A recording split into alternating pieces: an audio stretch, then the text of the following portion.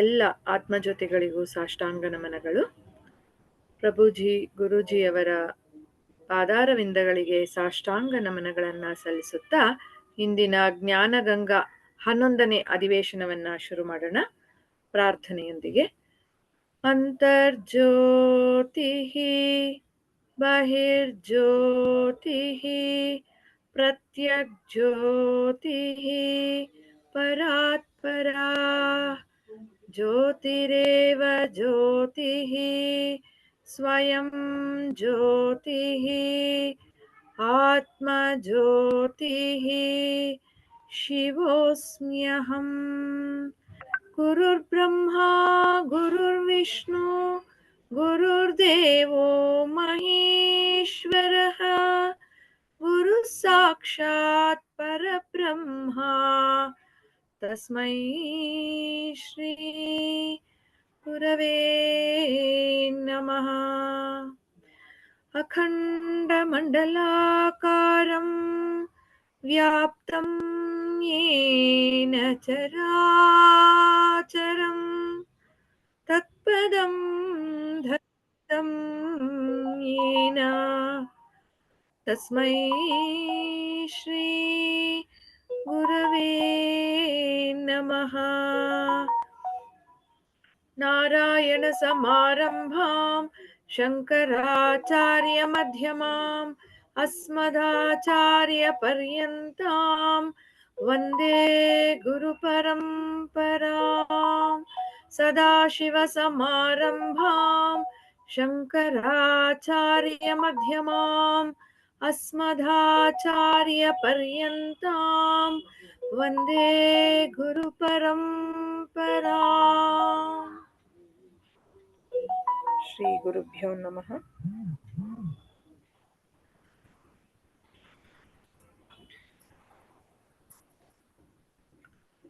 So ಇಂದು ನಾವು 11ನೇ ಅಧಿವೇಶನವನ್ನ ಶುರು ಮಾಡ್ತಿದ್ದೇವೆ. ಇಂದಿನ ವಿಷಯ ಶ್ರವಣ ಮನನ ನಿಧಿಧ್ಯಾಸ. ಗೀತಾ ಮೇಡಮ್ ಯಾಕೋ ಕಾಲ್ ಮಾಡ್ತಿದ್ದಾರೆ, ಒಂದ್ ಸೆಕೆಂಡ್ ಮೇಡಮ್. ಅವ್ರಿಗೆ ಜಾಯಿನ್ ಆಗಕ್ಕೆ ಆಯ್ತೋ ಇಲ್ವೋ ಗೊತ್ತಿಲ್ಲ, ನೋಡ್ತೀನಿ.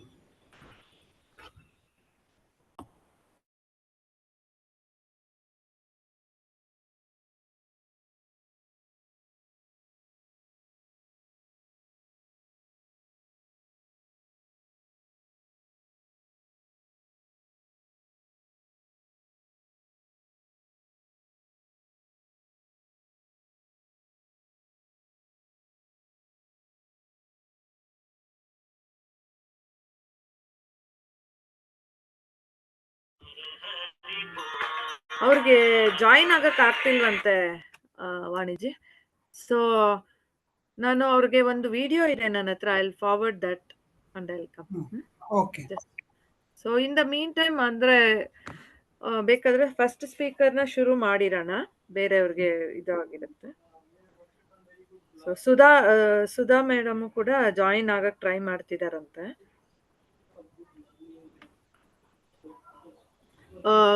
ಶಾರದಾ ಮೇಡಮ್ ಫಸ್ಟ್ ಮಾತಾಡ್ತಾರೆ ಇವತ್ತು. ಶಾರದಾ ಮೇಡಮ್ ಅವ್ರ ವಿಷಯ ಮನನ. ಅವರು time keeper Raghav sir, time keeper Raghav ಅವರು ಇದ್ದಂಗಿಲ್ಲ ಸರ್. ಟೈಮ್ ಒಂಚೂರು ನೋಡ್ಕೊಳ್ಳಿ. ಇದ್ರಲ್ಲಿ ಸ್ಪಾಟ್ಲೈಟ್ ಮಾಡೋದು ನಾನು ಇನ್ನೂ ನೋಡಿಲ್ಲ ಮೇಡಮ್. ಫೋಕಸ್ ಮಾಡೋದು ಅದೆಲ್ಲ ಐ ಥಿಂಕ್ ಸ್ಪೀಕರ್ ಸ್ಪಾಟ್ಲೈಟ್ ಆಗತ್ತೆ ಅನ್ಸುತ್ತೆ. ಶಾರದಾ ಮೇಡಮ್ ನೀವು ಸ್ಟಾರ್ಟ್ ಮಾಡ್ಬೋದು. ಶುರು ಮಾಡ್ಲಾ? ರಾಘವ್ ಸರ್. ಎಲ್ಲ ಆತ್ಮಜ್ಯೋತಿಗಳಿಗೆ ನನ್ನ ಸಾಷ್ಟಾಂಗ ನಮಸ್ಕಾರಗಳು. ಪ್ರಭುಜಿ ಅವರ ಚರಣಗಳಿಗೆ ವಂದಿಸುತ್ತಾ ನನ್ನ ಇವತ್ತಿನ ಮಾತನ್ನ ಶುರು ಮಾಡ್ತಾ ಇದ್ದೀನಿ. ನನಗೆ ಬಂದಿರೋ ವಿಷಯ ಮನನ. ಆದರೆ ಇದು ಶ್ರವಣ ಮನನ ಮತ್ತು ನಿಧಿಧ್ಯಾಸದ ಕುರಿತು ಮಾತಾಗಿರೋದ್ರಿಂದ ಸ್ವಲ್ಪ ಶ್ರವಣದ ಬಗ್ಗೆನೂ ಹೇಳಿ ನಂತರ ಮನನವನ್ನ ಬಗ್ಗೆ ಹೇಳ್ತೀನಿ ನಾನು. ಇದು ಏನಾಗುತ್ತೆ ಅಂದರೆ, ನಮಗೆ ಈ ಶ್ರವಣ ಮನನ ಮತ್ತು ನಿಧಿಧ್ಯಾಸದ ಬಗ್ಗೆ ಬೃಹದಾರಣ್ಯಕ್ಕೆ ಉಪನಿಷತ್ತಿನಲ್ಲಿ ಯಾಜ್ಞವಲ್ಕ್ಯರು ಮೈತ್ರೇಯಿಗೆ ಹೇಳುವ ಒಂದು ಶ್ಲೋಕದ ಇದು ಸಿಕ್ಕತ್ತೆ. ಅದರಿಂದ ತಗೊಂಡಿದ್ದೀನಿ ನಾನು. 2ನೇ ಅಧ್ಯಾಯದ 5ನೇ ಶ್ಲೋಕ. ಯಾಜ್ಞವಲ್ಕ್ಯರು ಮೈತ್ರೇಯಿಗೆ ಹೇಳುತ್ತಾರೆ, ಆತ್ಮವರೇ ದೃಷ್ಟವ್ಯ, ಸ್ತೋತವ್ಯೋ, ಮಂಥವ್ಯೋ, ನಿಧಿಧ್ಯಾಸಿತವ್ಯ. ಅಂದ್ರೆ ಆತ್ಮನನ್ನ ಹೊರತುಪಡಿಸಿ ಪ್ರಪಂಚದ ಯಾವುದೇ ವಸ್ತುಗಳ ಕುರಿತು ಕೇಳೋದು, ಚಿಂತಿಸುವುದು ಅಥವಾ ಧ್ಯಾನಿಸುವುದು ತಕ್ಕದಲ್ಲ ಅಂತ. ಅಂದ್ರೆ ಯಾವಾಗ್ಲೂ ನಾವು ಆತ್ಮನ ಬಗ್ಗೆನೆ ಕೇಳ್ತಾ ಇರ್ಬೇಕು ಅಂತ ಅವರು ಹೇಳ್ತಾರೆ. ಅಂದ್ರೆ ಬೇರೆದ್ ಯಾವುದನ್ನು ನಿಮ್ಮ ಗಮನಕ್ಕೆ ಅಥವಾ ಚಿಂತನೆಗೆ ಬೇಕಾಗಿರೋ ವಿಷಯ ಅಲ್ಲ ಅಂತ. ಆತ್ಮ ಒಂದೇನೆ ಅಂತಾನೆ ಹೇಳೋದು. ಯಾಕಂದ್ರೆ ಆತ್ಮಜ್ಞಾನದ ಮಾರ್ಗವನ್ನ ನಾವು ಹಿಡಿದಾಗ ಮೊದಲು ಬರುವ ಪ್ರಶ್ನೆ ಏನಂದ್ರೆ, ಇದನ್ನ ಹೇಗೆ ಪಡೆಯೋದು ನಾವು ಅಂತ. ಆಗ ಏನಾಗತ್ತೆ ಅಂತಂದ್ರೆ, ನಾವು ಈ ತರ ಅಂದ್ರೆ ನಮ್ಮ ಋಷಿಗಳು ತಪಸ್ಸು ಮಾಡಿ ಎಷ್ಟೊಂದು ಸತ್ಯಗಳನ್ನ ಕಂಡುಹಿಡಿದಿರೋದನ್ನ ಅವರು ಉಪನಿಷತ್ತುಗಳಲ್ಲಿ ಸಂಗ್ರಹಿಸಿಟ್ಟಿದ್ದಾರೆ. ಈ ಉಪನಿಷತ್ತುಗಳದು ಏನ್ ಹೇಳ್ತಾರೆ ಅಂದ್ರೆ, ವೇದಾಂತ ನಾಮ ಉಪನಿಷತ್ ಪ್ರಮಾಣ ಅಂತ ಹೇಳ್ತಾರೆ. ಅಂದ್ರೆ ಮಾತುಗಳಲ್ಲಿ ಶಬ್ದ ಪ್ರಮಾಣವಾಗಿ ಉಪನಿಷತ್ತಿನಲ್ಲಿ ಸಂಗ್ರಹಿಸಿಟ್ಟಿರ್ತಾರೆ. ಸೊ ಇದನ್ನ ನಾವು ಕೇಳಿದಾಗ, ಸತ್ಯವನ್ನ ಕೇಳಿದಾಗ ಅದು ನಮ್ಗೆ ಅದನ್ನ ಶ್ರವಣ ಅಂತ ಹೇಳ್ತೀವಿ. ಕೇಳೋದು ಅಂದ್ರೆ ಇದು ಕೇಳೋ ಅನ್ನೋದು ಒಂದು ಕ್ರಿಯೆನೇ ಆಗೋದಿಲ್ಲ. ಶ್ರವಣದಲ್ಲಿ ಎಲ್ಲಾ ರೀತಿನೂ ಬರುತ್ತೆ. ಅಂದ್ರೆ ನಾವು ಇದನ್ನ ನಮ್ಮ ಅಭಿಪ್ರಾಯಗಳನ್ನ ಮಧ್ಯದಲ್ಲಿ ಬರೆದಿರೋ ಹಾಗೆ ನಾವು ಒಂದೇ ಮನಸ್ಸಿನಿಂದ ಏಕಾಗ್ರತೆಯಿಂದ ಕೇಳಬೇಕಾಗುತ್ತದೆ. ಮತ್ತೆ ಇದೇ ತರದ ಸತ್ಯಗಳನ್ನ ಬೇರೆ ಬೇರೆದೆಲ್ಲ ಕೇಳಿಸ್ಕೊಂಡು ನಾವು ಅದನ್ನ ನಮ್ಗೆ ನಾವೇ ಒಂದು ಫಾರ್ಮ್ಯಾಟ್ ಮಾಡ್ಕೊಳ್ಬೇಕಾಗತ್ತೆ. ಅದು ಮೊದಲನೆಯ ಇದು ಆಗತ್ತೆ, ಮೆಟ್ಟಿಲಾಗತ್ತೆ ಇದು ಆತ್ಮಜ್ಞಾನವನ್ನು ಪಡೆಯುವ ವಿಷಯದಲ್ಲಿ.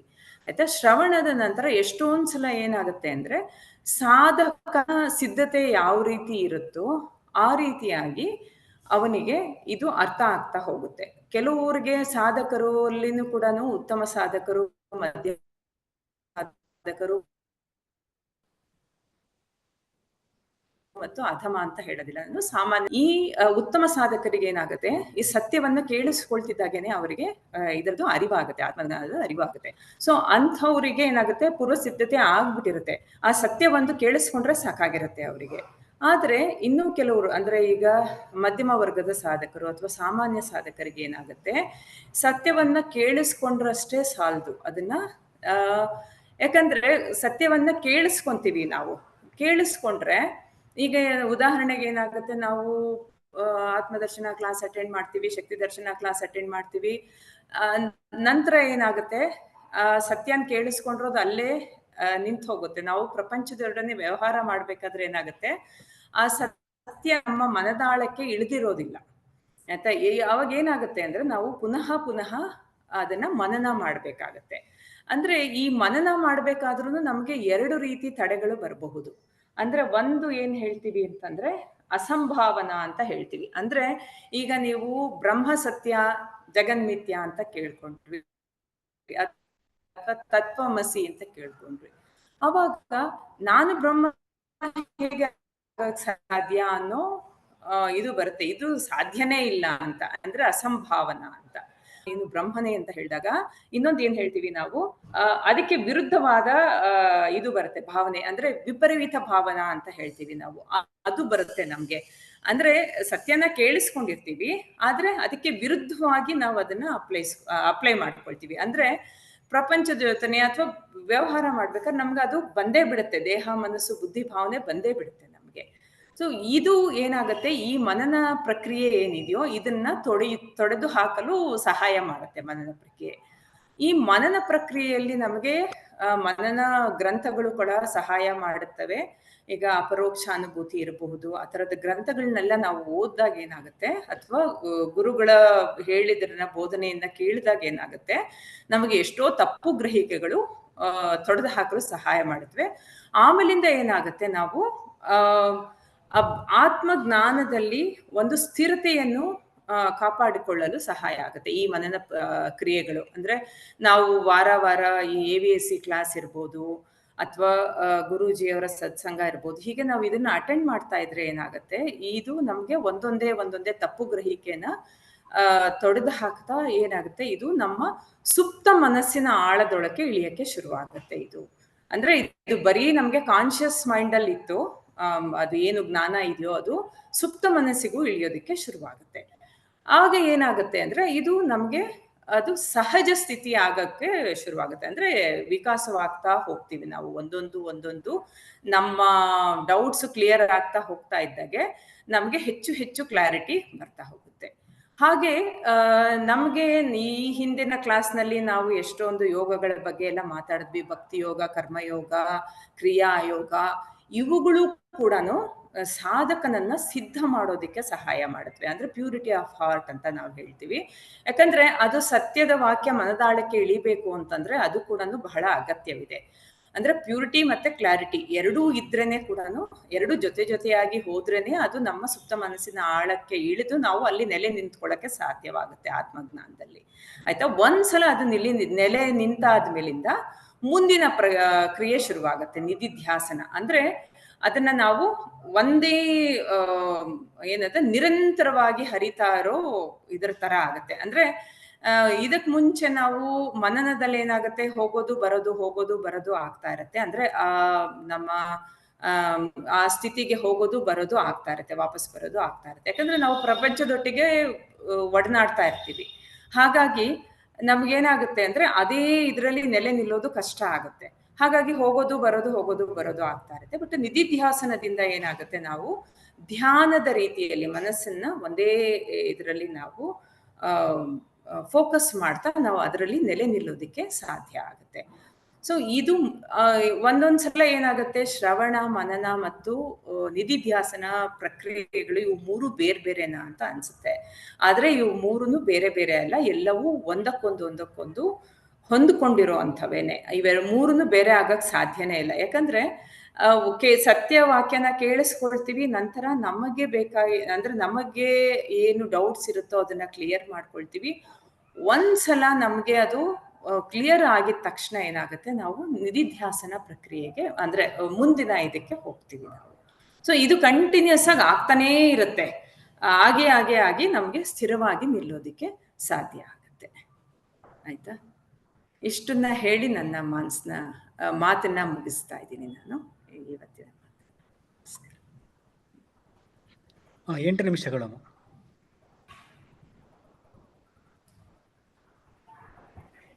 ಸೆಲ್ಫ್ ಎವ್ಯಾಲ್ಯೂಯೇಟ್ ಮಾಡ್ಕೊಳ್ಳಿ. ನನಗೆ ಅಂದ್ರೆ ನಂದು ಇದು ಎಲ್ಲ ಒಂದಕ್ಕೊಂದು ಕನೆಕ್ಟ್ ಆಗಿತ್ತು. ನಾನು ಸರಾಗವಾಗಿ ಮಾತಾಡಿದೆ ಅಂತ ಅನಿಸ್ತು. ಮತ್ತೆ ಮನನದ ಬಗ್ಗೆನೂ ನಾನು ಸಾಕಷ್ಟು ಇದನ್ನ ಕವರ್ ಮಾಡಿದೆ ಅಂತ ಅನಿಸ್ತು.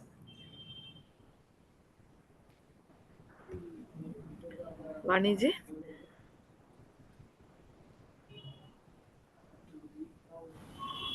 ನೀವು ಮಾಡ್ತೀರಾ ಇವ್ಯಾಲ್ಯೂಯೇಟ್ ರಜಿತಾ? ನಾನು ಸ್ವಲ್ಪ ಅದು ಕಾಲಲ್ಲಿ ಇದ್ದೆ, ಅವ್ರಿಗೆ ಅಷ್ಟು ಗಮನ ಕೊಡಕ್ ಆಗ್ಲಿಲ್ಲ. ಅವಾಗ ಕೇಳಿಸ್ಕೊತಾ ಇದ್ದೆ.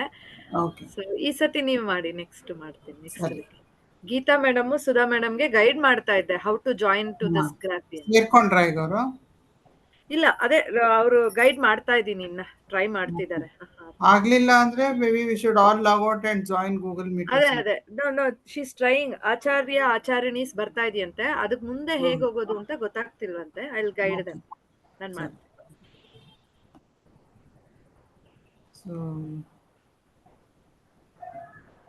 ಶಾರದಾ, ಸ್ಟಾರ್ಟಿಂಗ್ ತುಂಬಾ ಚೆನ್ನಾಗಿ ಮಾಡಿದ್ರಿ ನೀವು.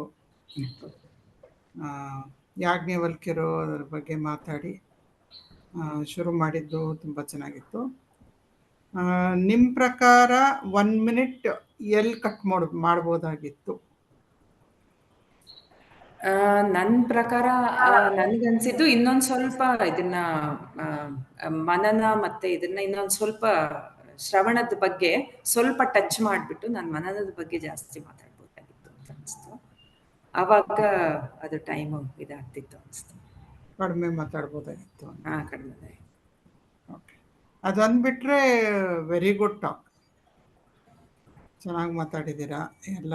ಆ್ಯಕ್ಚುಲಿ ಶ್ರವಣ, ಮನನ, ನಿಧಿಧ್ಯಾಸನ 3 ಕವರ್ ಮಾಡಿದ್ದೀರಾ. ಮನನ ಮೇಲೆ ಜಾಸ್ತಿ ಫೋಕಸ್ ಮಾಡಿದ್ದೀರಾ. ಸೊ ಪಾಯಿಂಟ್ಸ್ ಎಲ್ಲ ಚೆನ್ನಾಗಿತ್ತು. ನೀವು ಮಾತಾಡಿದ್ದು ಸರಾಗವಾಗಿ ಮಾತಾಡಿದ್ರಿ. ನೀವೇ ಹೇಳ್ದಂಗೆ ಕೆಲವು ವರ್ಡ್ಸ್ ಫಿಲ್ಲರ್ ವರ್ಡ್ಸ್ ಅಂತ ಆಟೋಮ್ಯಾಟಿಕ್ ಆಗಿ ಬಂದು ಸೇರ್ಕೊಂಡ್ಬಿಡುತ್ತೆ. ಸೊ ನಿಮ್ದ್ರಲ್ಲಿ ಯಾವ ತರ ಫಿಲ್ಲರ್ ವರ್ಡ್ಸ್ ಇದೆ, ಐಡಿಯಾ ಇದೆಯಾ ನಿಮ್ಗೆ ಏನಾದ್ರು? ಅದೇ ಅಂದ್ರೆ ಸ್ಪೆಸಿಫಿಕ್ ವರ್ಡ್ ಯೂಸ್ ಮಾಡ್ತೀರಾ ಇದಕ್ಕೆ ಅದಕ್ಕೆ ಅಂತ, ಅದು ಜಾಸ್ತಿ ಬಂತು ಅಂತ ಅಲ್ಲ, ಅನ್ಸುತ್ತೆ. ಇವಾಗ ನಾವು ಮಾತಾಡ್ಬೇಕಾದ್ರೆ ಟು ಗೇನ್ ಟೈಮ್ ಹ್ಮ್ ಕೆಲವು ಸಲ ಏನೋ ಫ್ರೇಸ್ ಯೂಸ್ ಮಾಡ್ತೀವಿ, or out of habit hmm we use some phrases or words. ನಿಮ್ದ್ರಲ್ಲಿ ಆ, ಏನಿದೆ? ನಾನು ಸ್ಪೆಸಿಫಿಕ್ ವರ್ಡ್ಸ್ ಬಿಟ್ಬಿಟ್ಟು ಇದಕ್ಕೆ ಅದಕ್ಕೆ ಅಂತ ಆ ಥರ ಜಾಸ್ತಿ ಉಪಯೋಗಿಸ್ತೀನಿ ಮ್ಯಾಮ್. ಈ ನಾನು ಸಲ ಅಂದ್ರೆ ಅಷ್ಟೊಂದು ಆ ಥರದ್ದೇನು ಬರಲಿಲ್ಲ. ಅದೇನಾಗತ್ತೆ ಅಂದರೆ ಅನ್ನೋದು ಸ್ವಲ್ಪ ಬರ್ತಾ ಇತ್ತು. ಓಕೆ ಆಮೇಲೆ ಅಂದರೆ ಅನ್ನೋದು ಬರ್ತಾ ಇತ್ತು ಸ್ವಲ್ಪ.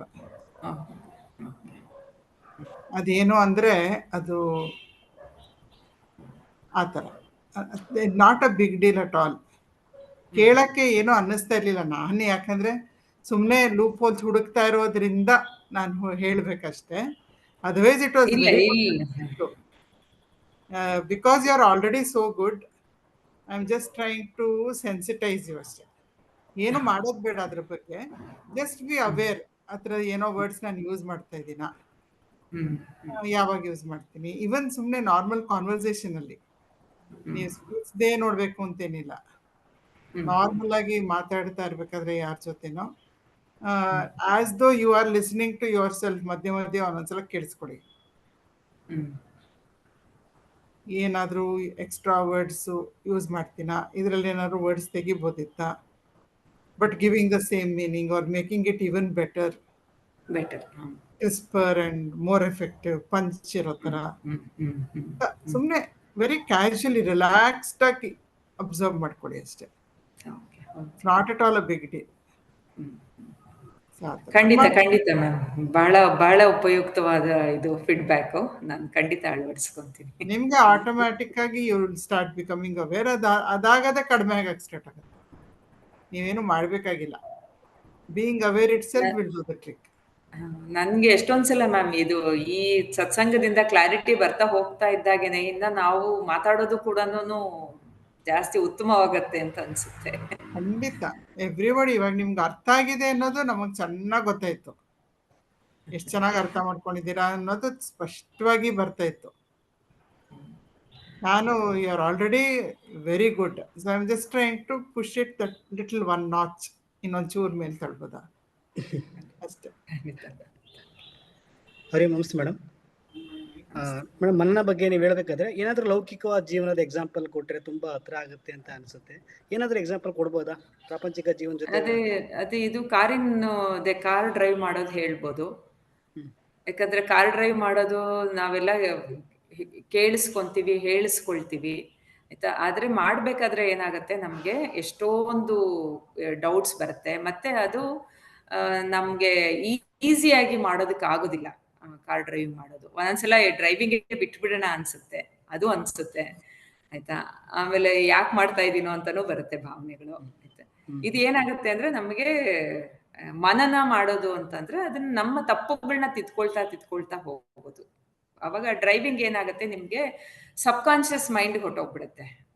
ಇವಾಗ ಎಷ್ಟೊಂದ್ಸಲ ನಾವು ಮಾಡೋ ಕೆಲ್ಸಗಳೆಲ್ಲ ಅಷ್ಟೇನೆ, ಈಗ ದಿನನಿತ್ಯದ ಚಟುವಟಿಕೆಗಳೇನಿದೆಯೋ ಎಲ್ಲ ಕೂಡ ಆಟೋಮೆಟಿಕ್ ಆಗಿ ಆಗೋಗಿದೆ. ಈಗ ನಡೆಯೋದಿರ್ಬೋದು ಅಥವಾ ನೀರ್ ಕುಡಿಯೋದಿರ್ಬೋದು, ಅದೆಲ್ಲ ಆಟೋಮೆಟಿಕ್ ಆಗೋಗ್ಬಿಟ್ಟಿದೆ, ಸಬ್ ಕಾನ್ಶಿಯಸ್ ಮೈಂಡ್ ಹೊಟ್ಟೋಗಿದೆ. ಅಂದ್ರೆ ಈಗ ಶಾರದಾ ಅಂದ್ರೆ ನಿಮ್ಗೊಂದು ಸಬ್ ಕಾನ್ಶಿಯಸ್ ಇಳಿದಿದೆ ಆಲ್ರೆಡಿ. ಅಂದ್ರೆ ನಿಮ್ಮ ಶಾರದಾ ಅಂತ ಹೇಳಿ ಎಲ್ಲರೂ ತಿರುಗಿ ನೋಡ್ತೀರಾ ಅದನ್ನ, ನಾನೇ ಅಂತ ಹೇಳಿ ಆ ರೀತಿ. ಈಗ ನಾವು ಹೆಂಗಸು ನಾನ್ ಗಂಡಸು ಅಂತ ಹೇಳ್ತಾರೆ ನೋಡಿ, ಅದು ಕೂಡ ಹಾಗೇನೆ. ಅಂದ್ರೆ ಐಡೆಂಟಿಟಿ ಅನ್ನೋದು ಅಷ್ಟು ಇಳಿದ್ ಬಿಟ್ಟಿರುತ್ತೆ ಮನಸ್ಸಿನ ಆಳಕ್ಕೆ. ಹೊಸ ಕಲಿಯೋ ವಿದ್ಯೆ ಎಲ್ಲ ಆಲ್ರೆಡಿ ನಾವು ಪ್ರಪಂಚದ ಬಳಸ್ಕೊತಾ ಇದೀವಿ, ಇದನ್ನ ಬಳಸ್ಕೋ ಜಾಗ ಬಳಸ್ಕೋತಾ ಇಲ್ಲ ಅಂತ ಅರ್ಥ ಆಗುತ್ತೆ ಅಷ್ಟೇ. ಒಟ್ಟು ಇದು ಉಪಯೋಗಕ್ಕೆ ಬಂದಿದೆ, ಜಗತ್ತಲ್ಲಿ ಉಪಯೋಗ ಮಾಡ್ತಾ ಇದೀವಿ ನಾವು ಪ್ರತಿದಿನ. ಹಂಗಾದ್ರೆ thank you.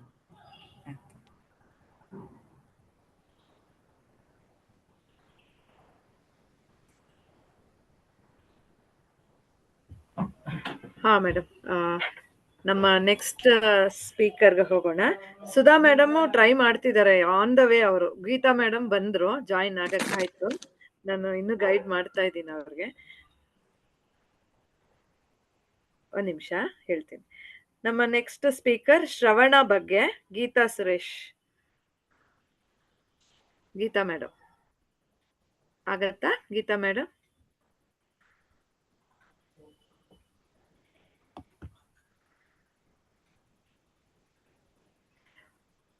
Raghav sir time ನೋಡ್ಕೋತಾರೆ. 7 minutes 7 ನಿಮಿಷ ಕಾಲ ಅವಕಾಶ ಇರುತ್ತೆ. ಮಾತಾಡಿ.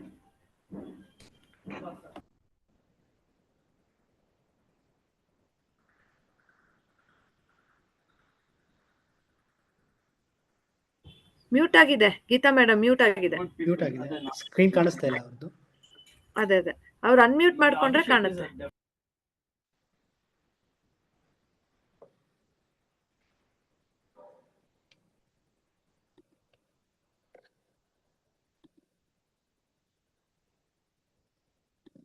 ಗೀತಾ ಮೇಡಮ್ ಮ್ಯೂಟ್ ಅಲ್ಲಿ ಇದ್ದೀರಾ? Geetha madam mute. ಓ ಇರಿ, ಅವ್ರು ಕಾಲೇ ಮಾಡ್ತೀನಿ, ಕೇಳಿಸ್ತೀನಿ.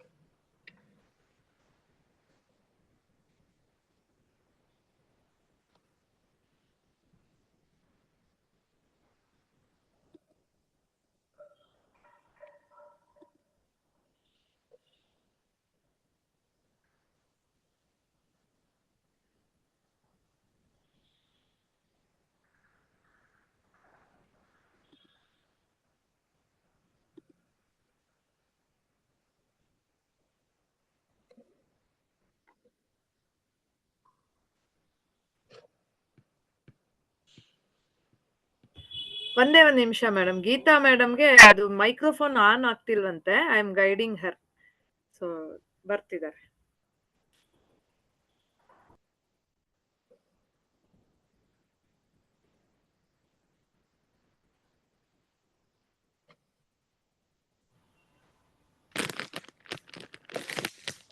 ಬೇರೆಯವ್ರಿಗೆ ಹೇಳ್ಬಿಡಿ. ರಾಘವ್ ಮಾತಾಡ್ತೀರಾ? ಓಕೆ, ಹಾ ರಾಘವ್ ಜಿ ನೀವೇ ಮಾತಾಡಿ. ಗೀತಾ ಮೇಡಮ್ ಬರೋಷ್ಟರಲ್ಲಿ. ಟೈಮಿಂಗ್ ಹಾ ಹಾ ಈಗ ಗೀತಾಜಿ, ಸುಧಾ ಮೇಡಮ್ ನೀವ್ ಬಂದ್ರಿ, ಈಗ ಕಾಣಿಸ್ತಿದ್ದೀರಾ. 2 ಡಿವೈಸ್ ಇಂದ ಲಾಗಿನ್ ಆಗಿದ್ದೀರಾ? ಅದೇ ನಂಗೆ ಕರೆಕ್ಟ್ ಆಗಿ ಇದಾಗ್ತಾ ಇಲ್ಲ, ಇನ್ನು ಕ್ಲಿಯರ್ ಆಗಿ ಇದು ಬರ್ತಾ ಇಲ್ಲ. ಏನಾಗ್ತಿಲ್ಲ? ನೀವ್ ಮೊಬೈಲ್ ಇಂದ ಲಾಗಿನ್ ಆಗಿದ್ದೀರಾ? ಹಾ 2 ಲ್ಯಾಪ್ಟಾಪ್ ಇಂದನೂ ಆಗಿದ್ದೀರಾ? ಇಲ್ಲ ಇಲ್ಲ, ಇದ್ರಲ್ಲಿ ಅದೇ ಮತ್ತೆ ಅದು ಕಟ್ ಆಗಿದಾಯ್ತಲ್ಲ. ಹಾ ಓಕೆ ಓಕೆ. ನಿಮ್ಗೆ ಅಲ್ಲಿ ಕಾಣಿಸ್ತಿಲ್ವಾ ಸರಿಯಾಗಿ? ಅದೇ ನೀವ್ ಮಾತ್ರ ಬರ್ತಾ ಇದೀರಾ ಫುಲ್ ಇದು view ಅದ್ ಹಾಗೆ ಇದು ಇದ್ರಲ್ಲಿ ಎಲ್ಲರೂ ಕಾಣಿಸಲ್ಲ. ಸೊ ಯಾರು ಅನ್ಮ್ಯೂಟ್ ಮಾಡಿ ಮಾತಾಡ್ತಿರ್ತಾರೋ ಅವ್ರು ಮಾತ್ರ ಕಾಣಿಸ್ತಾರೆ. ಕಾಣಿಸ್ತಾ ಇಲ್ಲ ಇಲ್ಲಿ ಅನ್ಮ್ಯೂಟ್ ಮಾಡಕ್ಕೂ ಇದು ಎಲ್ಲ. ಇಲ್ಲಿ ಕೆಳಗ್ ಚಿಕ್ಕದಾಗಿದೆ. ಕೆಳಗಡೆ ಇದೆ ನೋಡಿ, ಕೆಳಗಡೆ ಇದೆ, ತುಂಬಾ ಸಣ್ಣದಾಗಿದೆ ಇದ್ರಲ್ಲಿ. ಹಾ ಸರಿ ಮ್ಯಾಮ್. ಓಕೆ ಸರಿ. Thank you. ಹಾ ಓಕೆ, ವೆಲ್ಕಮ್. ಸೊ ಎಲ್ರು ಜಾಯಿನ್ ಆದ್ರು finally madam. Vaniji, everybody were able to join. That itself is a big task. Good ಮಹಾಯಜ್ಞ. ಹೌದು. ಓಕೆ ಗ್ರಾಫಿ ಗೀತಾಜಿ, ಯಜ್ಞ ಇಸ್ ಮಹಾಯಜ್ಞ. ಕರೆಕ್ಟ್. ಗೀತಾ ಮೇಡಮ್ ಈಗ ಆಗತ್ತಾ ಅನ್ಮ್ಯೂಟ್ ಮಾಡಕ್ಕೆ? ಆಗ್ತಿಲ್ವಾ? ಯಾರು ಮಾತಾಡೋದೀಗ? ಸರಿ, ಈಗ ರಾಘವ್ ಜಿ ಮಾತಾಡ್ಲಿ, ಆಮೇಲೆ ಅವ್ರದ್ದು ಮೈಕ್ರೋಫೋನ್ ಒಂಚೂರು ಮಾತಾಡ್ತೀನಿ ಅವ್ರನ್ನ. ರಾಘವ್ ಜಿ ನೀವು ಮಾತಾಡಿ. ಸಂತೋಷ್ ಸರ್ ಟೈಮ್ ನೋಡ್ತೀರಾ? ಟೈಮ್ ಕೀಪಿಂಗ್ ನೋಡ್ಕೋತೀನಿ. ಹಾ okay. So in the meantime I will guide Geeta madam. ಎಲ್ಲರೂ ವಿಡಿಯೋಸ್ ಆನ್ ಮಾಡಿ ಇಟ್ಕೋಬೋದಾ? Please switch on your videos.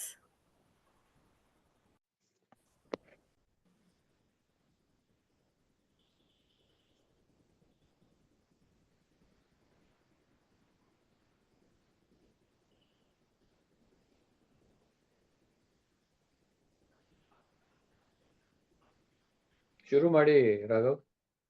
Okay, ಎಲ್ಲ ಆತ್ಮಜ್ಯೋತಿಗಳಿಗೆ ನಮಸ್ಕಾರ. ಇವತ್ತಿನ ನನ್ನ ಟಾಪಿಕ್ ಬಂದು ನಿಧಿಧ್ಯಾಸದ ಬಗ್ಗೆ ಒಂದು ಘಟನೆ ಮುಖಾಂತರ ನಾನು ಇದನ್ನ ವಿವರಿಸ್ತಾ ಹೋಗ್ತೀನಿ. ಮೊದಲನೇದಾಗಿ ಇದನ್ನ ಮಹಾಭಾರತದಲ್ಲಿ ಒಂದು ಘಟನೆ ನಡೆಯುತ್ತೆ. ಶ್ರೀಕೃಷ್ಣ ಪರಮಾತ್ಮ ಕರ್ಣನ ಬಳಿ ಹೋಗಿ ಹೇಳ್ತಾನೆ, ಯು ಆರ್ ದ ಕೌಂತೆಯ ಅಂತ, ನೀನು ಕೌಂತೆಯ ಅಂತ ಹೇಳ್ತಾನೆ. ಅವನಿಗೆ ಕನ್ಫ್ಯೂಷನ್ ಆಗುತ್ತೆ, ಇಲ್ಲ ನಾನು ರಾಧೇಯ ಅಂತ ಅಂತಾನೆ. ಅದೊಂದು ಮಹಾವಾಕ್ಯ, ಯು ಆರ್ ದ ಕೌಂತೆಯ ಅನ್ನೋದು. ಅವನಿಗೆ ಕನ್ಫ್ಯೂಷನ್ ಆಗುತ್ತೆ, ಹೇಗೆ ನಾನು ಕೌಂತೆಯ ಸಾಧ್ಯ ಅಂತ ಬಂದಾಗ ಅವ್ರು ಇನ್ನೊಂದ್ಸಲ ಎಕ್ಸ್ಟ್ ಹೇಳ್ತಾರೆ, ಕುಂತಿ ಹ್ಯಾಸ್ ಅ 6 sons ಅಂತ. ಅಂದ್ರೆ ಕುಂತಿಗೆ 6 ಜನ ಗಂಡು ಮಕ್ಕಳಿದ್ರು ಅಂದಾಗ ಅವನಿಗೆ ಏನಿದು ಕೌಂತೆಯ ಅಂತಾನೆ, ಕುಂತಿಗೆ 6 ಜನ ಮಕ್ಕಳಿದ್ರು ಅಂತಾರೆ, 5 ಜನ ಆಲ್ರೆಡಿ ಪಾಂಡವರಿದ್ದಾರೆ, ನಾನು 6ನೇವನ, ಏನಿದು ಹಿಂಗೆ ಹೇಳ್ತೇನೆ ಕೃಷ್ಣ ಪರಮಾತ್ಮ ಅಂತ ಬಂದಾಗ ಫಸ್ಟ್ ರಿವೀಲ್ ಮಾಡ್ತಾನೆ ಕೃಷ್ಣ ಪರಮಾತ್ಮ ಶ್ರವಣದ ಮುಖಾಂತರ. ಏನಂತ ಅಂದ್ರೆ, ಕರೆಕ್ಟ್ ಆಗಿ ಯೋಚನೆ ಮಾಡು ನೀನು ಅಂತ ಬಂದಾಗ ಅವನಿಗೆ ಶ್ರವಣ ಮಾಡ್ತಾನೆ ಫಸ್ಟ್ ಕೃಷ್ಣ ಪರಮಾತ್ಮ ವಾಕ್ಯನ. ಅವಾಗ ಅವನಿಗೆ ಡೌಟ್ ಬರುತ್ತೆ, ಇವ್ನು ಸೀರಿಯಸ್ ಹೇಳ್ತಾ ಇದ್ದಾನ, ಜೋಕ್ ಹೇಳ್ತಾ ಇದ್ದಾನ, ಇದ್ದಕ್ಕಿದ್ದಂಗೆ ಯುದ್ಧರಣ ರಂಗದಲ್ಲಿ ಬಂದ್ಬಿಟ್ಟು ನೀನ್ ಕೌಂತೆಯ ಅಂತ ಹೇಳ್ತಿರೋ ಹಿಂದೆ ಏನ್ ಕಾರಣ ಇರ್ಬೋದು? ಒಂದ್ ಪಕ್ಷ ಸುಳ್ಳು ಇರ್ಬೋದು, ಇದು ಪಾಂಡವರನ್ನ ಪಕ್ಷಪಾತಿ ಮಾಡೋದಕ್ಕೆ ನಾನು ಅಲ್ಲಿ ಕರ್ಕೊಂಡು ಹೋಗೋದಕ್ಕೆ ಸುಳ್ಳು ಹೇಳ್ತಾ ಇರ್ಬೋದು. ಅಂದ್ರೆ ಈ ರೀತಿ ಶ್ರವಣ ಮಾಡ್ಬೇಕಾದ್ರೆ ಒಂದಷ್ಟು ಡೌಟ್ಗಳು ಕರ್ಣನಿಗೆ ಬರುತ್ತೆ. ಆಗ ಸರಿ ಆಯ್ತು, ನೀನು ಶ್ರವಣ ಮಾಡಾಯ್ತು, ಅದನ್ನ ಅರ್ಥ ಮಾಡ್ಕೋ ಅಂತ ಹೇಳ್ತಾನೆ. ನೀನು ಪ್ರೂವ್ ಮಾಡು, ನೀನೊಬ್ಬ ರಾಧೇಯ ಅಂತ ಕೇಳ್ತಾನೆ. ಆಗ ಅವನಿಗೆ ಗೊತ್ತಾಗುತ್ತೆ, ಹೌದು ನಾನು ರಾಧೇಯ ಅಲ್ಲ, ಯಾಕಂದ್ರೆ ನನಗೆ ನನ್ನ ತಾಯಿ ನನ್ನ ಹೊಟ್ಟೆ ಹುಟ್ಟಿಲ್ಲ, ನಾನು ಎಲ್ಲೋ ಒಂದ್ ಕಡೆ ನದಿ ತೇಲ್ಕೊಂಡು ಬಂದೆ, ಅಲ್ಲಿ ನಾನು ಸಿಕ್ಕದೆ. ಹಾಗಾದ್ರೆ ಕೃಷ್ಣ ಪರಮಾತ್ಮ ಹೇಳೋ ಪ್ರಕಾರ ನಾನು ರಾಧೇಯ ಅಲ್ಲ ಅಂತ ಮನನ ಆಯ್ತು ಅವನಿಗೆ. ಓಕೆ, ಮನನ ಆಯ್ತು. ಆದ್ರೆ ಮುಂದಿನ ಸ್ಟೇಜಲ್ಲಿ ನಿಧಿಧ್ಯಾಸ ಅಂತ ಬಂದಾಗ ಅದನ್ನು ಒಪ್ಕೊಳಕ್ ಅವ್ನು ರೆಡಿ ಇಲ್ಲ. ಯಾಕೆ ಅಂದ್ರೆ ಅವನು ಆ ಥಾಟ್ ಇದೆಯಲ್ಲ, ಆ ಒಂದು ನಾನು ರಾಧೇಯ ಅನ್ನೋ ಥಾಟ್ ಇದೆಯಲ್ಲ, ಅದಕ್ಕೆ ಸ್ಟಿಕಾನ ನಿಂತ್ಕೊಂಡಿದ್ದಾನೆ ಅವನು. ಮತ್ತೆ ಯಾರೊಬ್ಬ ದುರ್ಯೋಧನ ಸಹಾಯ ಮಾಡಿದರೆ ನಾನು ರಾಧೇಯ, ಆ ಒಂದು ಉದ್ದೇಶಕ್ಕೋಸ್ಕರ ಇಲ್ಲ, ನಾನು ಆಗಿರಬಹುದು, ನಾನು ಒಪ್ಕೊಳ್ಳೋಕೆ ರೆಡಿ ಇಲ್ಲ, ಆದ್ರೆ ಈ ಕ್ಷಣಕ್ಕೆ ನಾನು ರಾಧೇಯನಾಗಿ ನಾನು ದುರ್ಯೋಧನ ಪರವಾಗಿ ಯುದ್ಧ ಮಾಡ್ತೀನಿ ಅಂತ ಹೇಳ್ತಾನೆ. ಅಂದ್ರೆ ನಾವೇನೇ ಶ್ರವಣ ಮನನ ಮಾಡಿದ್ರು ಕೂಡ ನಿಧಿಧ್ಯಾಸ ಅನ್ನೋದು ಎಷ್ಟು ಇಂಪಾರ್ಟೆಂಟ್ ಆಗುತ್ತೆ ಅನ್ನೋದು ಇದು ಉದ್ದೇಶ ಆಗುತ್ತೆ. ಏನೇ ಕೇಳ್ಬೋದು, ಮಹಾವಾಕ್ಯಗಳನ್ನ ಕೇಳ್ಬೋದು, ಮನನ ಮಾಡ್ಬೋದು, ಆದ್ರೆ ಆಳಕ್ಕೆ ಇಳಿಸ್ಲಿಲ್ಲ ಅಂತ ಅಂದ್ರೆ ಅದು ಉಪಯೋಗ ಬರೋದಿಲ್ಲ. ಸೊ ಈ ರೀತಿ ಕರ್ಣ ಕೂಡ ಅದನ್ನ ಯಾವಾಗ ಗೊತ್ತಾಗ್ತಾ ಇದೆ ಅವನಿಗೆ, ನಾನು ರಾಧೇಯ ಅಲ್ಲ, ನನಗೆ ಹೇಳೋ ಪ್ರಕಾರ ಎಲ್ಲ ಲಾಜಿಕ್ ಕರೆಕ್ಟ್ ಆಗಿದೆ, ಆದ್ರೆ ನನ್ ಒಂದು ಥಾಟ್ ಇದೆಯಲ್ಲ, ಆ ಥಾಟ್ ಬಿಡ್ತಾ ಇಲ್ಲ ನನ್ನ ಕೌಂತೆಯ ಅಂತ ಒಪ್ಕೊಳ್ಳೋದಕ್ಕೆ. ಸೊ ಆ ಒಂದು ಥಾಟೇ ಇವತ್ತು ನಮಗೆ ಸಿಕ್ಕಿರೋ ದೇಹ ಮನಸ್ಸು ಬುದ್ಧಿ ಅಂತ. ಸೊ ಆ ದೇಹ ಮನ ಬುದ್ಧಿ ಥಾಟಲ್ಲಿ ನಾವು ಸಿಗಾಕೊಂಡಾಗ ನಮಗೆ ಒಪ್ಕೊಳಕ್ ಆಗ್ತಿಲ್ಲ. ನಿಧಿಧ್ಯಾಸದಲ್ಲಿ ಹೇಳ್ತಾ ಇದೆ, ಅಲ್ಲಿ ನೀನ್ ನಿಧಿಧ್ಯಾಸ ಅಂತ ಒಂದು ವಿಷಯ ಬಂದಾಗ ಇಲ್ಲಿ ಏನಂತ ಅಂದ್ರೆ ನಿಧಿ ಧ್ಯಾಸ ಅಂತ ಅಂದ್ರೆ ಯಾರು ನಿಧಿಯ ಕಡೆ ಗಮನ ಕೊಡ್ಬೇಕು, 24 ಗಂಟೆ ನಿಧಿಯ ಕಡೆ ಗಮನ ಇರಬೇಕು ಅವನಿಗೆ. ಆದ್ರೆ ನಮಗೆ ಎಲ್ಲಿ ಗಮನ ಇದೆ? ನಮಗೆ ಬಾಹ್ಯ ವಸ್ತುಗಳ ಗಮನ ಇದೆ, ಅದು ನಿಧಿ ಅಂತ ಅನ್ಕೊಂಡಿದೀವಿ. ನಿಜವಾದ ನಿಧಿ ಯಾವುದು, ನಿಜವಾದ ನಿಧಿ ಎಲ್ಲಿದೆ ಅಂತ ಹುಡ್ಕೊಂಡು ಹೊರಟಾಗ ಗೊತ್ತಾಗುತ್ತೆ ಯಾವ ನಿಧಿ ನಮಗೆ ಯಾವತ್ತು ಸದಾಕಾಲ ಇರುತ್ತೆ, ಯಾವತ್ತು ಬದಲಾಗೋದಿಲ್ಲ. ಆ ಬದಲಾಗದಿರೋ ನಿಧಿ ನನ್ನೊಳಗಿದೆ ಅಂತ ಗೊತ್ತಾಗುತ್ತೆ. ಆಗ ಗುರುಗಳ ಮಹಾವಾಕ್ಯ ನಮ್ಗೆ ಗೊತ್ತಾಗುತ್ತೆ, ನಾನೆಂಬುದು ನಾನಲ್ಲ, ಈ ದೇಹ ಮನಬುದ್ಧಿ ನಾನಲ್ಲ ಅಂತ ಹೇಳಿ. ಸರಿ, ಯಾವ್ದು ನಾನಲ್ಲ ಅಂತ ಗೊತ್ತಾಗೋಯ್ತು, ಶ್ರವಣ ಮಾಡಿದ್ವಿ. ಆದ್ರೆ ಯಾವ್ದು ನಾನು ಅಂತ ಗೊತ್ತಾಗ್ಬೇಕು ಅಂದಾಗ ಸಚ್ಚಿದಾನಂದ ಆತ್ಮ ಶಿವ ನಾನು ನಾನೇ, ಅದನ್ನ ನಾವು ನಿಧಿಧ್ಯಾಸನ ಮುಖಾಂತರ ಅರ್ಥ ಮಾಡ್ಕೋಬೇಕು. ಶ್ರವಣದಲ್ಲಿ ದೇಹ ನಾನಲ್ಲ, ಮನಸ್ಸನಲ್ಲ, ಬುದ್ಧಿ ನಾನಲ್ಲ ಅಂತ ಗುರುಗಳು ಹೇಳಿದ್ರು. ಆದ್ರೆ ಸಚ್ಚಿದಾನಂದ ಆತ್ಮ ಶಿವನಾನು ನಾನೇ ಅಂತ ಹೇಳ್ಬೇಕಾದ್ರೆ ಅದನ್ನ ನಿಧಿಧ್ಯಾಸನ ಮಾಡಿದಾಗ ನಮ್ಗೆ ಅರ್ಥ ಆಗುತ್ತೆ. ಸೊ ಹಾಗಾಗಿ ಎಷ್ಟೋ ಒಳಗೆ ನಾವು ಇಳಿತೀವಿ ಅಷ್ಟು ನಮಗೆ ಸಹಾಯ ಆಗುತ್ತೆ. ಸೊ ಆ ರೀತಿ ಬರೋದಾದ್ರೆ ಮೊದಲನೇದಾಗಿ ನಿಧಿಧ್ಯಾಸನ ಅಂತ ಬಂದಾಗ ಅಲ್ಲಿ 2 ರೀತಿ ಬರುತ್ತೆ, ಸವಿಕಲ್ಪ ಸಮಾಧಿ ನಿಧಿಧ್ಯಾಸ ಮತ್ತು ಇನ್ನೊಂದು ನಿರ್ವಿಕಲ್ಪ ಅಂತ ಹೇಳಿ. ಸೊ ಸವಿಕಲ್ಪ ಅಂದಾಗ ನಮಗೆ ಏನೋ ಒಂದು ಬೇಕು, ಅಂದ್ರೆ ಸಡನ್ ಆಗಿ ಸಾಮಾನ್ಯ ನಿಧಿಧ್ಯಾಸ ಹೊಂದಕ್ಕಾಗೋದಿಲ್ಲ, ಆವಾಗ ನಮಗೆ ದೃಶ್ಯ ಅಥವಾ ಒಂದು ರೂಪದ ಮುಖಾಂತರ ನಮಗೆ ಬೇಕು. ಎಕ್ಸಾಂಪಲ್ ಏನಂದ್ರೆ ನಾವು ಅಂತರ್ನಿಧಿಧ್ಯಾಸನ ಮಾಡ್ತಾ ಇದೀವಿ. ಎಕ್ಸಾಂಪಲ್ ಸವಿಕಲ್ಪ ಸಮಾಧಿಯಲ್ಲಿ 2 ರೀತಿ ಇದೆ. ಮೊದಲನೇದಾಗಿ ಅಂತರ್ನಿಧಿಧ್ಯಾಸ ಮತ್ತು ಬಹಿರ್ನಿಧಿಧ್ಯಾಸ ಅಂತ 2 ಇದೆ. ಸೊ ಸವಿಕಲ್ಪ ಸಮಾಧಿಯಲ್ಲಿ ನಾವು ಹೊರಟಾಗ ಏನಾಗುತ್ತೆ, ನಮಗೊಂದು ಏನೋ ಸವಿಕಲ್ಪ ಅಂದ್ರೆ ಏನು ಗೊತ್ತಾ, ಏನೋ ಒಂದು ಬೇಕು ನಮ್ಗೆ ಇಟ್ಕೊಳ್ಳೋಕೆ. ಸಡನ್ ಆಗಿ ನಾವು ನಿರ್ವಿಕಲ್ಪಕ್ಕೆ ಹೋಗಕ್ಕಾಗೋದಿಲ್ಲ. ಹಾಗಾಗಿ ಏನ್ ಮಾಡ್ತೀವಿ, ಕಣ್ಮುಚ್ಕೊಂಡು ನಾವು ಧ್ಯಾನ ಮಾಡ್ಬೇಕಾದ್ರೆ ನಮಗೆ ಮೆಂಟಲ್ ಥಾಟ್ಸ್ಗಳು ಬರುತ್ತೆ. ಆ ಥಾಟ್ಗಳೆಲ್ಲ ಬಂದಾಗ ಅದನ್ನ ದೃಗ್ದೃಶ್ಯ ವಿವೇಕದ ಮಾತ್ರ ಡಿಫ್ರೆನ್ಶಿಯೇಟ್ ಮಾಡ್ತೀವಿ, ಯಾವ ದೃಕ್ಕು ಯಾವ ದೃಶ್ಯ, ಓಕೆ ಇದು ಯಾವ್ದು ನಾನಲ್ಲ, ಈ ಥಾಟ್ಗಳು ನಾನಲ್ಲ. ಸೊ ಆವಾಗ ಅರ್ಥ ಆಗುತ್ತೆ ಐ ಆಮ್ ದ ಸಿಯರ್ ಅಂತ ಹೇಳಿ. ಸೊ ಅದೇ ರೀತಿ ಆಯ್ತು. ನೆಕ್ಸ್ಟ್ ಬಂದಾಗ ಶಬ್ದ ವಿಷಯಕ್ಕೆ ಬಂದಾಗ ಅಲ್ಲಿ ಮಹಾವಾಕ್ಯಗಳಿದೆ ಗುರುಗಳದು. ಅಲ್ಲಿ ಅಯಮಾತ್ಮ ಬ್ರಹ್ಮ, ಈ ದೇಹ ಮನಸ್ಸು ಮುದ್ದಿ ನಾನಲ್ಲ, ಈ ಕೆಲವು ಪ್ರಜ್ಞಾನಂ ಬ್ರಹ್ಮ, ಈ ತರ ವೇದ ವಾಕ್ಯಗಳ ಯಾವ ವಿಷಯಗಳನ್ನ ಹೇಳಿದರೆ ಅದನ್ನ ಸ್ಟಿಕ್ಕನ್ನಾಗಿ ಇಟ್ಕೋಬೇಕು ನಾವು. ಆ ಸ್ಟಿಕ್ಕನ್ನಾಗಿ ಇಟ್ಕೊಂಡಾಗ ಏನಾಗುತ್ತೆ, ಈ ದೃಶ್ಯ ಮತ್ತು ಶಬ್ದಗಳನ್ನು ಬಳಸ್ಕೊಂಡು ನಾವು ನಿರ್ವಿಕಲ್ಪ ಸಮಾಧಿಯನ್ನು ಹೊಂದಬೇಕು. ಸೊ ಹಾಗಾಗಿ ಯಾವುದನ್ನ ಅಂದ್ರೆ ಇವೆಲ್ಲ ಒಂದು ರೀತಿ ನಮಗೆ ಸಹಾಯ, ಒಂದು ಏಣಿಯಾಗೆ ಸಹಾಯ ಮಾಡುತ್ತೆ ಸವಿಕಲ್ಪ ಸಮಾಧಿ ನಮಗೆ. ಸೊ ಸಹಾಯ ಮಾಡಿ ನೆಕ್ಸ್ಟ್ ನಿರ್ವಿಕಲ್ಪ ಸಮಾಧಿಗೆ ಹೋಗೋದಕ್ಕೆ ನಮಗೆ 2 ಕೂಡ ಉಪಯೋಗ ಆಗುತ್ತೆ. ಕೊನೆಗೆ 2 ಕೂಡ ಬಿಡ್ತೀವಿ ನಾವು, ದೃಶ್ಯ ಶಬ್ದವನ್ನು ಬಿಟ್ಟು ನಾವು ಸಹಜ ಸ್ಥಿತಿಯಲ್ಲಿ ಇರೋದು. ಅಂದ್ರೆ ಗುರುಗಳು ಹೇಳ್ತಾರೆ, ಅಂದ್ರೆ ಇಲ್ಲಿ ನಾವು ನಿಜವಾದ ನಿಧಿಧ್ಯಾಸ ಏನಂದ್ರೆ ನಾವು ಆಕ್ಷನ್ ಮಾಡೋದಂತದಲ್ಲ, ಬೀಯಿಂಗ್, ಇದು ಆಕ್ಟಿಂಗ್ ಅಲ್ಲ, ಇದು ಬೀಯಿಂಗ್. ನಮ್ಮ ನಿಜವಾದ ನಿಜ ಸ್ಥಿತಿ ಯಾವುದು? ಏನಾದ್ರೂ ಪಡೆಯೋ ಪ್ರಯತ್ನ ಮಾಡ್ತಾ ಇದ್ರೆ ಅಲ್ಲೇನೋ ಒಂದು ಡೂಯಿಂಗ್ ಇದೆ, ಆ ಡೂಯಿಂಗ್ ಅಲ್ಲಿ ಆಕ್ಷನ್ ಇದೆ. ಸೊ ಇದು ಪಡೆಯೋ ಪ್ರಯತ್ನ ಅಲ್ಲ, ಡೂಯಿಂಗ್ ಅಲ್ಲ, ಆಕ್ಟಿಂಗ್ ಅಲ್ಲ, ಇದು ಜಸ್ಟ್ ಬೀಯಿಂಗ್. ನೀ ಸ್ವತಃ ನೀ ಸಹಜವಾಗಿರು, ನೀನ್ ಹೇಗಿರ್ತೀಯ ಹಾಗಿರು. ನೀನ್ ಯಾವುದೇ ರೀತಿ ಕಲ್ಪನೆಗಳು ಬರಲಿ, ನಿನ್ ತಲೆಯಲ್ಲಿ ಏನೇ ವಿಷಯಗಳು ಓಡ್ತಾ ಇರಲಿ, ಅದಕ್ಕೂ ನಿನಗೂ ಇರೋ ವ್ಯತ್ಯಾಸಗಳನ್ನ ಗುರ್ತಿಸ್ಕೋ. ಸೊ ಯಾವ್ದು ನಾನಲ್ಲ, ಯಾವ್ದು ನಾನು ಅಂತೇಳಿ. ಸೊ ಈಗ ಗೊತ್ತಾಗ್ತಾ ಇದೆ ನನಗೆ, ಓಕೆ ಇದು ನಾನಲ್ಲ, ಇದು ನಾನು ಅಂತ ಗೊತ್ತಾಗ್ತಾ ಇದೆ. ಅದೇ ರೀತಿ ಬಹಿರ್ನಿಧ್ಯಾಸ ಅಂತ ಬಂದಾಗ ನಮಗೆ ಹೆಂಗೋ ಕಣ್ಣು ಮುಚ್ಕೊಂಡು ಧ್ಯಾನ ಮಾಡಿದ್ವಿ, ನಮಗೆ ನಮ್ಮ ಸೆಟ್ ನಮಗೆ ವೈಯಕ್ತಿಕವಾಗಿ ಅದು ಉಪಯೋಗ ಆಯ್ತು. ಆದ್ರೆ ಪ್ರಪಂಚ ಜೊತೆ ವ್ಯವಹಾರ ಮಾಡ್ಬೇಕು. ನೆಕ್ಸ್ಟ್ ಅಲ್ಲಿ ಬಂದಾಗ ಅಲ್ಲಿ ಒಂದು ದೃಶ್ಯ ಕಾಣಿಸ್ತಾ ಇದೆ ನಮಗೆ. ಸೊ ಅಲ್ಲಿ ದೃಶ್ಯ ಹೆಂಗ್ ಕಾಣಿಸ್ತಾ ಇದೆ? ನಾಮರೂಪದಲ್ಲಿ ಕಾಣಿಸ್ತಾ ಇದೆ. ಹಾಗಾದ್ರೆ ಈ ನಾಮರೂಪದ ಹಿಂದೆ ಯಾರಿದ್ದಾರೆ? ಸೊ ನೇಮ್ ಅಂಡ್ ಫಾರ್ಮ್ ಬದಲಾಗ್ತಾ ಇದೆ, ಅದರಿಂದ ಯಾರೊಬ್ಬ ಇದ್ದಾನೆ, ಅವನು ಯಾರು? ಅದನ್ನ ದೃಶ್ಯದ ಮುಖಾಂತರ ನಾವು ಅದನ್ನ ಸರಿಯಾಗಿ ತಿಳ್ಕೊತೀವಿ. ಅದೇ ಶಬ್ದದ ಮುಖಾಂತರ ಅಂತ ಬಂದಾಗ ಯಾವ್ದು ಮಹಾವಾಕ್ಯ ಇದೆ? ಸಚ್ಚಿದಾನಂದ. ಸಚ್ಚಿತ್ತಾನಂದ ಅಂದ್ರೆ ಅಸ್ತಿತ್ವ, ಪ್ರಜ್ಞೆ, ಆನಂದ. ಈ ಮೂರು ಎಲ್ಲಿದೆ? ಆ ಮೂರು ನಿಜವಾದ ಶಬ್ದ ನಮ್ಗೆ ಕೇಳಿಸ್ಕೋಬೇಕು. ಯಾವಾಗ ನಮಗೆ ನಾಮರೂಪಗಳು ಸಮಸ್ಯೆ ಕೊಡುತ್ತೆ, ಅವಾಗ ಆ ಜಾಗಕ್ಕೆ ನಾವು ಅದರಿಂದ ಇರುವಂತಹ ಸಚ್ಚಿದಾನಂದವನ್ನ ನಾವು ಶಬ್ದ ಪುನಃ ನಾವು ಅದನ್ನ ರೀಕಾಲ್ ಮಾಡ್ತಾ ಇದ್ದಾಗ ನಮಗೆ ಸುಲಭವಾಗಿ ನಿರ್ವಿಕಲ್ಪ ಸಮಾಧಿನ ಹೊಂದಕ್ಕೆ ಸಾಧ್ಯ ಆಗುತ್ತೆ. ಅಂದ್ರೆ ಸಮಾಧಿ ನಿಧಿಧ್ಯಾಸ ಅಂದ್ರೆ ಕೇವಲ ಕಣ್ಣು ಮುಚ್ಕೊಂಡು ಮಾಡುವಂಥದ್ದು ಅಲ್ಲ, ಕೇವಲ ಕಣ್ಣು ಬಿಟ್ಟು ಮಾಡುವಂಥದ್ದಲ್ಲ. ಅಂದ್ರೆ ಎರಡರಲ್ಲೂ ಇರಬೇಕು. ಬಹಿರ್ಮುಖ ಪ್ರಪಂಚದಲ್ಲೂ ಕೂಡ ನಿಧಿಧ್ಯಾಸವನ್ನು ಮಾಡಬೇಕು, ಅಂತರ್ಮುಖವಾಗೂ ಕೂಡ ಮಾಡಬೇಕಾಗತ್ತೆ. ಹಾಗಾಗಿ ಎರಡೂ ರೀತಿಯಲ್ಲಿ ಇರೋವನ್ನ ಸಹಜ ಸಮಾಧಿ ಹೊಂದಿದ್ರು ಅಂತ ಅಂತಾರೆ. ಎಕ್ಸಾಂಪಲ್ ರಮಣ ಮಹರ್ಷಿಗಳು, ಅವರು ಸಹ ಅವ್ರು ಎಲ್ಲೂ ಕೂಡ ಕಣ್ಣು ಮುಚ್ಕೊಂಡು ಧ್ಯಾನ ಮಾಡ್ತಾ ಇರ್ಲಿಲ್ಲ. ಆ ಪ್ರಪಂಚವನ್ನ ನಾಮರೂಪದಲ್ಲಿ ಏನೇ ಕಾಣ್ತಾ ಇದ್ರು ಕೂಡ ಅದನ್ನ ನೆಗ್ಲೆಕ್ಟ್ ಮಾಡ್ತಾ ಇದ್ರು, ಇಲ್ಲಿರೋ ಪರಮಾತ್ಮ ಒಬ್ಬನೇ ಅಂತ ಹೇಳಿ. ಹಾಗಾಗಿ ಈ ಒಂದು ನಿಧಿಧ್ಯಾಸ ಅಂತ ಬಂದಾಗ ನಾವು ಏನಾಗಿದ್ದೀವಿ, ನಾವು ಆಲ್ರೆಡಿ ಈಗಾಗಲೇ ಏನಾಗಿದ್ದೀವಿ ಅದನ್ನ ಕಂಡ್ಕೊಳ್ಳೋ ಪ್ರಯತ್ನ. ಇದುವರೆಗೂ ನಾವು ಹೋರಾಟದ ಪ್ರಯತ್ನ ಇತ್ತು, ಏನೋ ಪಡಿಬೇಕು, ಆಗ್ಬೇಕು ಅಂತ ಹೇಳಿ. ಈಗ ಏನ್ ಆಗಿದ್ದೀವಿ ಅದನ್ನ ಮಾಡ್ಬೇಕು ಅಂದಾಗ ಏನೇನೆಲ್ಲ ನಾವು ಕಲ್ಪನೆ ಇದೆ, ಇಲ್ಯೂಷನ್ ಏನೇನಿದೆ ಅದನ್ನ ತೊಡಸ್ಕೊಂಡು ಎಲ್ಲ ಕೊನೆಗೆ ಯಾವ್ದು ಉಳಿಯುತ್ತೆ? ಆ ಉಳಿಯುವಂತ ಬೀಯಿಂಗ್ ಏನಿದೆ ಅದೇ ನಾನು. ಆ ಸಚ್ಚಿದಾನಂದ ಆತ್ಮ ಶಿವ ನಾನೇ ಅಂತ ಯಾವಾಗ ಅರ್ಥ ಆಗಿ ನಾವು ಅದ್ರ ಜೊತೆ ನಾವು ಸ್ವತಃ ಇದ್ಬಿಡೋದು. ಅಲ್ಲೇನೋ ಒಂದು ಥಾಟ್ ಬಂದ್ರು ಕೂಡ ನಾವು ಅದನ್ನು ಸವಿಕಲ್ಪ ಸಮಾಧಿ ಬಳಸ್ಕೊಂಡು ಮತ್ತೆ ವಾಪಸ್ ನಾವಾಗ ನಾವು ಇದ್ಬಿಡ್ಬೇಕು. ಸೊ ಈ ರೀತಿ ನಿಧ್ಯಾಸವನ್ನ ನಾವು ಅರ್ಥೈಸ್ಕೋಬಹುದು. ಹರಿ ಓಂ. ಆಯ್ತು, ಕರೆಕ್ಟ್ ಆಗಿ 8 ನಿಮಿಷ ತಗೊಂಡಿದ್ದೀರಾ. ಸಾರಿ 7 ನಿಮಿಷನೇ. ಸಾರಿ ಹೇಳಿ ಕರೆಕ್ಟ್ ಆಗಿ ಹೇಳ್ರಿ. Very nice. ಎವ್ಯಾಲ್ಯೂಯೇಷನ್ ಮಾಡ್ಕೊಳ್ಳಿ ರಾಕೇಶ್.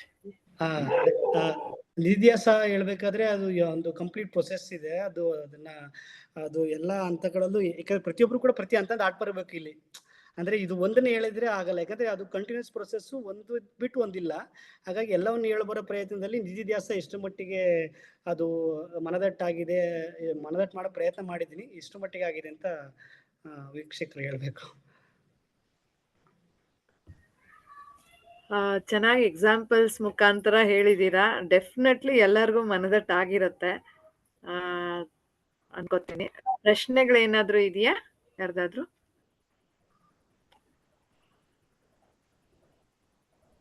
ಸಂತೋಷ್ ಜಿ.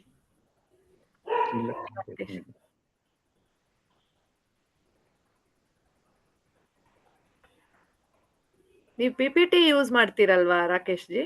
ಸೊ ಆ ತರದ್ ಏನಾದ್ರು ಟ್ರೈ ಮಾಡಿದಿದ್ರೆ ಇನ್ನೂ ಚೆನ್ನಾಗಿರ್ತಿತ್ತು ಅಂತ ನಂಗೆ ಅನಿಸ್ತು. ಯಾಕೆಂದ್ರೆ ಒಂದು ಸೆಷನ್ ಅಲ್ಲಿ ಅದು ಯೂಸ್ ಮಾಡಕ್ ಹೇಳಿದ್ರು ನಮ್ಗೆ, ನಮ್ ಬ್ಯಾಚ್ ಅಲ್ಲಿ ವಾಣಿಜಿ ವಾಸುಜಿ ಅವರು. ಸೊ ದಟ್ ಎಲ್ಲರಿಗೂ ಒಂದು ಇನ್ನೂ ಬೇಗ ಇದಕ್ಕೆಲ್ಲ ಯೂಸ್ ಮಾಡ್ತೀರಲ್ವಾ ನೀವು AVS ಇದು? ಈಗ ನಮ್ಗೆ ಲಾಸ್ಟ್ ವೀಕ್ ಇದೇ ಕ್ಲಾಸ್ ಇತ್ತು, ಸೇಮ್ ನಿಧಿಧ್ಯಾಸ ಕ್ಲಾಸ್ ಆಯ್ತು. ಹಾಗಾಗಿ ನಂಗೆ ಸಹಾಯ ಆಯ್ತು ಇವತ್ತಿನ ದಿನ ಹೇಳೋದಕ್ಕೆ. Okay okay.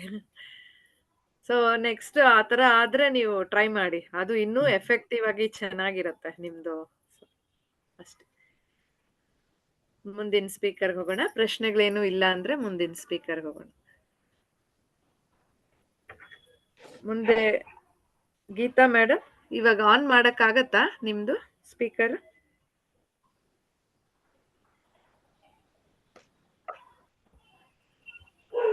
ಗೀತಾಜಿ